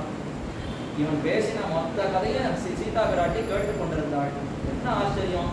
பாலைவனத்துக்குள்ள ஒரு சோழவனம், ஒரே 700 ராட்சசிகள் கூடிக்கொண்டிருக்கக்கூடிய இந்த இடத்துல யாரது ராம விருத்தாந்தத்தை பாடுவது? ராமனுடைய பெருமை இங்க யாருமே பேச மாட்டாளே. நான் ஏதாவது கனவு காண்கிறேனா? ஏதாவது பிரமமா? ஏதாவது பொய்யா? இல்ல ராவணே ஏதாவது மாய வித்த பண்றானா? ராமனுடைய நாமத்தை சொல்லி தன்னிடத்துல ஈடுபடுத்துவதற்கு தானே ஏதானோ போலியா வேஷம் எடுக்கிறானா? என்னன்னு தெரியலையேன்னு பயத்துல அந்த பக்கம் இந்த பக்கம் எல்லா பக்கத்தையும் அப்படி நோக்கினாள். நோக்கென்று இந்த வானரம் ஹனுமான் வேற வந்து கொதித்து நின்றாரா, நான் தான் ராமதூதன்னு பார்க்கணும் அப்படியே நடுக்கி போய்விட்டாளா சீதை. ஐயோ, என்னன்னு தெரியலையே, இந்த ராமன் எப்படியெல்லாம் இசைப்பட்டுறான் பாரு. நம்பி நான் கெட்டு போகணுங்கிறதுக்காக நம்பிக்கையின் பேர்ல இந்த மாதிரி பொய் வேஷம் இட்டு கொண்டு இப்படியெல்லாம் வருகிறானே என்று பேசக்கூடாதுன்னு தன்னையே அப்படி நகர்த்தி கொண்டு போனாலாம். அப்போ கொஞ்சம் ஹனுமான் நிதானம் பட்டு, அம்மா பயப்பட வேண்டாம், நான் நிச்சயம் ராமதூதன் தான், என்னை நம்ப வேண்டும் என்று சொல்லி இதோ ராமன் அடையாளமாக கொடுத்த விஷயங்கள் எல்லாம் உனக்கு சொல்லுகிறேன் என்று சொல்லி முதல்ல எடுத்தவுடனே நம்பிக்கை வரணும்னு ராமன் நாமாங்கிதமான அந்த மோதிரம் அங்குல்ய பிரதானம், அதுதான் இன்றைய தாய்வு.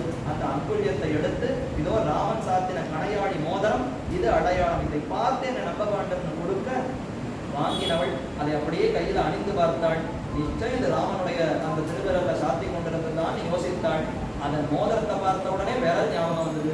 விரலை பார்த்த உடனே தோழழகு முழுக்க ஞாபகம் வந்தது.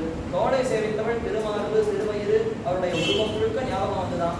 அப்படியே ராமன் அருகே இருக்கிறான். அவனை ஒரு க்ஷணம் அணைத்துக் கொண்டு ராமனே தனக்கு அருகே இருக்கிற மாதிரி நினைத்துக் கொண்டு அதிலேயே ஈடுபட்டு கொண்டிருந்தாள். இப்ப ராமனும் சீதையும் சேர்ந்திருக்கிறார்கள் இந்த அங்குல்ய பிரதானத்தினாலே. திருவடி ஹனுமன் மோதிரத்தை கொடுக்க அந்த மோதிரத்தை வாங்கினவள் கர்த்தாரம், தன்னுடைய பர்த்தாவான ராமனே அருகே வந்து நம்மை அப்படியே ஆலிங்கனம் செய்து கொண்டிருக்கிறார்ங்கிற ஒரு நினைவிலே இதுவரைக்கும் தான் அடைந்த அத்தனை துக்கத்தையும் மறந்து ஒரு க்ஷணத்தில் அப்படியே பர்த்தாவை அடைந்து விட்டோம், இனி நமக்கு எந்த துக்கம் இல்லைன்னு ராமனை அப்படி அடைந்தவளால் மிகுந்த ஆனந்தத்தோடு மன கழிச்சியோடு ரொம்ப சந்தோஷத்தோடு இருந்தாள் அப்படிங்கிறதோட நிறுத்துவோம். ஏன்னா கட்டத்துல நிறுத்துறது கூடவே கூடாது. அதனாலதான் இந்த கட்டங்கள் எல்லாம் சுபமான ஒரு செய்தி, சுபமான ஒரு தருணத்தில் நிற்கிற மாதிரி தான் இந்த தலைப்புகளையே அமைத்திருக்கிறார்கள். அப்போ இப்ப சீதையானவள் ராவனை அப்படியே நேரே கண்டு ஆலிங்கனம் செய்து கொண்டு அனுபவித்துக் கொண்டிருக்கிறார்கள் அந்த தருணம். அதையே பார்த்து கொண்டு திருவடியும் என்ன பக்தி, என்ன பக்தி, என்ன பக்தி. ராமனுடைய மோதிரத்தை கையில வாங்கின அடுத்த க்ஷணம் ராமனே அருகே வந்து விட்டார்கிற ஒரு தூய்மையான பக்தியிலே இவள் இப்படி இருக்கிறாளே. அவளை பார்த்த உடனே அது வரைக்கும் திருவடி நினைத்துக் கொண்டிருந்தான். என்ன ஒரு பெண் பெண்டாட்டிக்காக இந்த ராமன் இப்படி அழைகிறான். ஊர்ல ஒரு பெண்ணா இவனுக்கு கிடைக்காது. ஒரு பெண்டாட்டி தொலைச்சு போனா என்னை எதற்கு இப்படி எல்லாம் படுத்தணும், இத்தனை வானரங்களை கூப்பிட்டு அங்கும் இங்கும் அலைய செய்து, இதெல்லாம் தேவையா? இவனுக்கு எதுவுமே தெரியாது, பிரம்மச்சாரி, பெண்களுடைய விஷயம்னா என்னன்னே தெரியாது. அதனால ஒரு பக்கத்துல அந்த நினைவோடு இருந்தாலும் ராமகாரியம் எப்படி தட்ட முடியும், செய்துதான் ஆக வேண்டும்னு போனாராம். ஆனால் சீதையை பார்த்த உடனே மனசு என்ன மாறித்துன்னா, துஷ்கிருதம் கிருத்தவான் ராமனா, எப்படி ராமன் உயிரோடு இருக்கானே தெரியலையே, இப்படிப்பட்ட சீதையை பிரித்து ராமன் எப்படி பிராணனோடு இருக்கிறான், இப்பேற்பட்ட ஒரு கற்புக்கரசியான இந்த பதிப்பிரதையான சீதையை பிரித்தவன் அடுத்த க்ஷணத்துல பிராணனே விட்டு இருக்கான். ராமன் ரொம்ப தைரியசாலி, மனசை ரொம்ப கடினமா வைத்துக் கொண்டிருக்கிறான், எப்படி அவன் உயிர் வாழ்கிறானே தெரியலையே. இவருடைய தலைவர் ராமர், ஆனா அவர் இன்னும் பிராணனோடு இருக்கிறது ரொம்ப ஆச்சரியம். ராமனையே இப்ப இகழற மாதிரி சீதையை பார்த்து அவ்வளவு பெருமையெல்லாம் மனசுல வாங்கி கொண்டு, இந்த சீதாதேவிக்கு நாம் அடிமை, சீதையோடு சேர்ந்த ராமனுக்கு நாம் அடிமைன்னு அப்புறம்தான் புரிந்து கொண்டார். அது வரைக்கும் தூதோகம் ராமசிய, நான் ராமனுடைய தூதன்னு சற்று கர்வத்தோடு இருந்தார். இந்த ராமன் எப்படிப்பட்டவர், நான் ராவனுக்கு தொண்டன்னு கர்வத்தோடு இருந்தாராம். சீதையை பார்த்த உடனே இவ்வளவு நேரம் வெறும் ராமனுக்கு தொண்டன்னு சொல்லி ஒரு பிரயோஜனமே இல்லை, சீதாராமனுக்கு தொண்டன்னு சொன்னாதான் உண்மையிலும் உண்மை, அதுதான் ஏற்குமே தவிர இந்த ஜீவாத்மா தனித்த ராமனுக்கு தொண்டன் அல்லவே. இப்படி சீதை என்ன அழகா அந்த ராமனுக்கு சேர்ந்தவளாக இருக்கிறாள். துல்லியசீல வயோவிருத்தாம் துல்யாபிஜன லட்சணாம் ராகவோ அருகதி வைதேகி அஞ்சேயம் அசிதேக்ஷனான்னு ஆச்சரியமா தெரிவிக்கிறான். அந்த சமயத்துல ரெண்டு பேரையும் அருகே வைத்து பார்க்கிறானா. மனசுல ராமன் இருக்கிறாரா? திருவடிக்கு எப்பொழுதுமே மனசுல ராமன் இருக்கார். ஒரு பக்கம் ராவணன் இருக்குகிறார், மற்றொரு பக்கம் சீதையை அருகே பார்க்கிறாள்.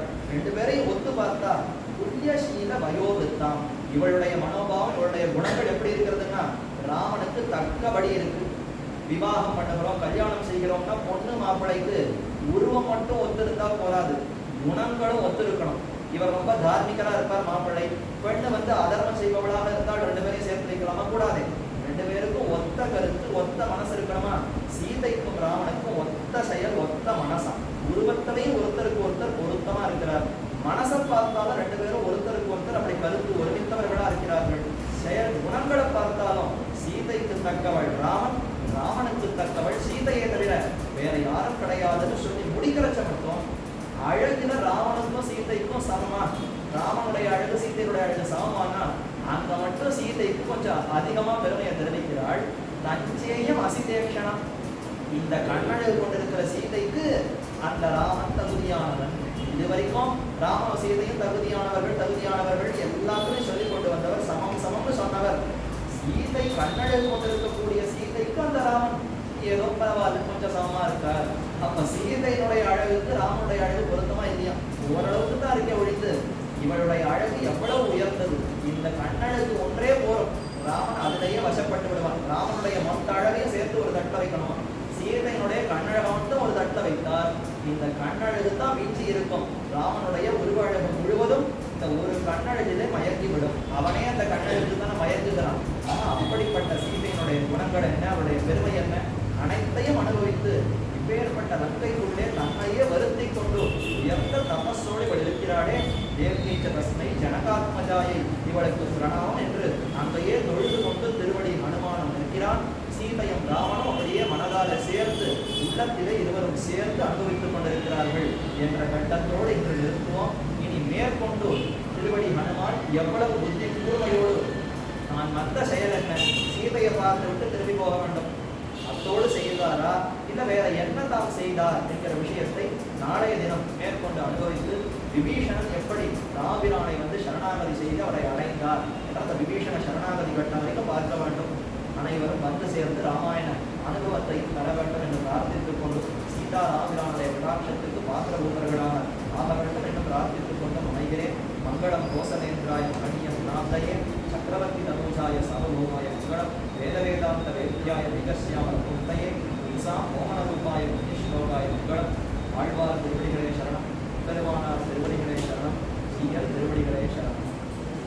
ஏற்கனவே அறிவித்தா போலே ஸ்ரீராம பட்டாபிஷேகம் என்கிற அந்த தலைப்பு ஸ்ரீராமநவமி என்ற தினம் உபன்யாசம். அது இந்த இடத்துல 4 மணியிலிருந்து 6 மணிக்குள்ளாக, மாலை சுமார் சாயங்காலம் 4 மணியிலிருந்து 6 மணிக்குள்ளாக அந்த காலக்ஷேம உபன்யாசம் நடைபெற்று சாற்றுமலை ஸ்ரீராமாயண சாற்றுமலை நடைபெறும். அனைவரும்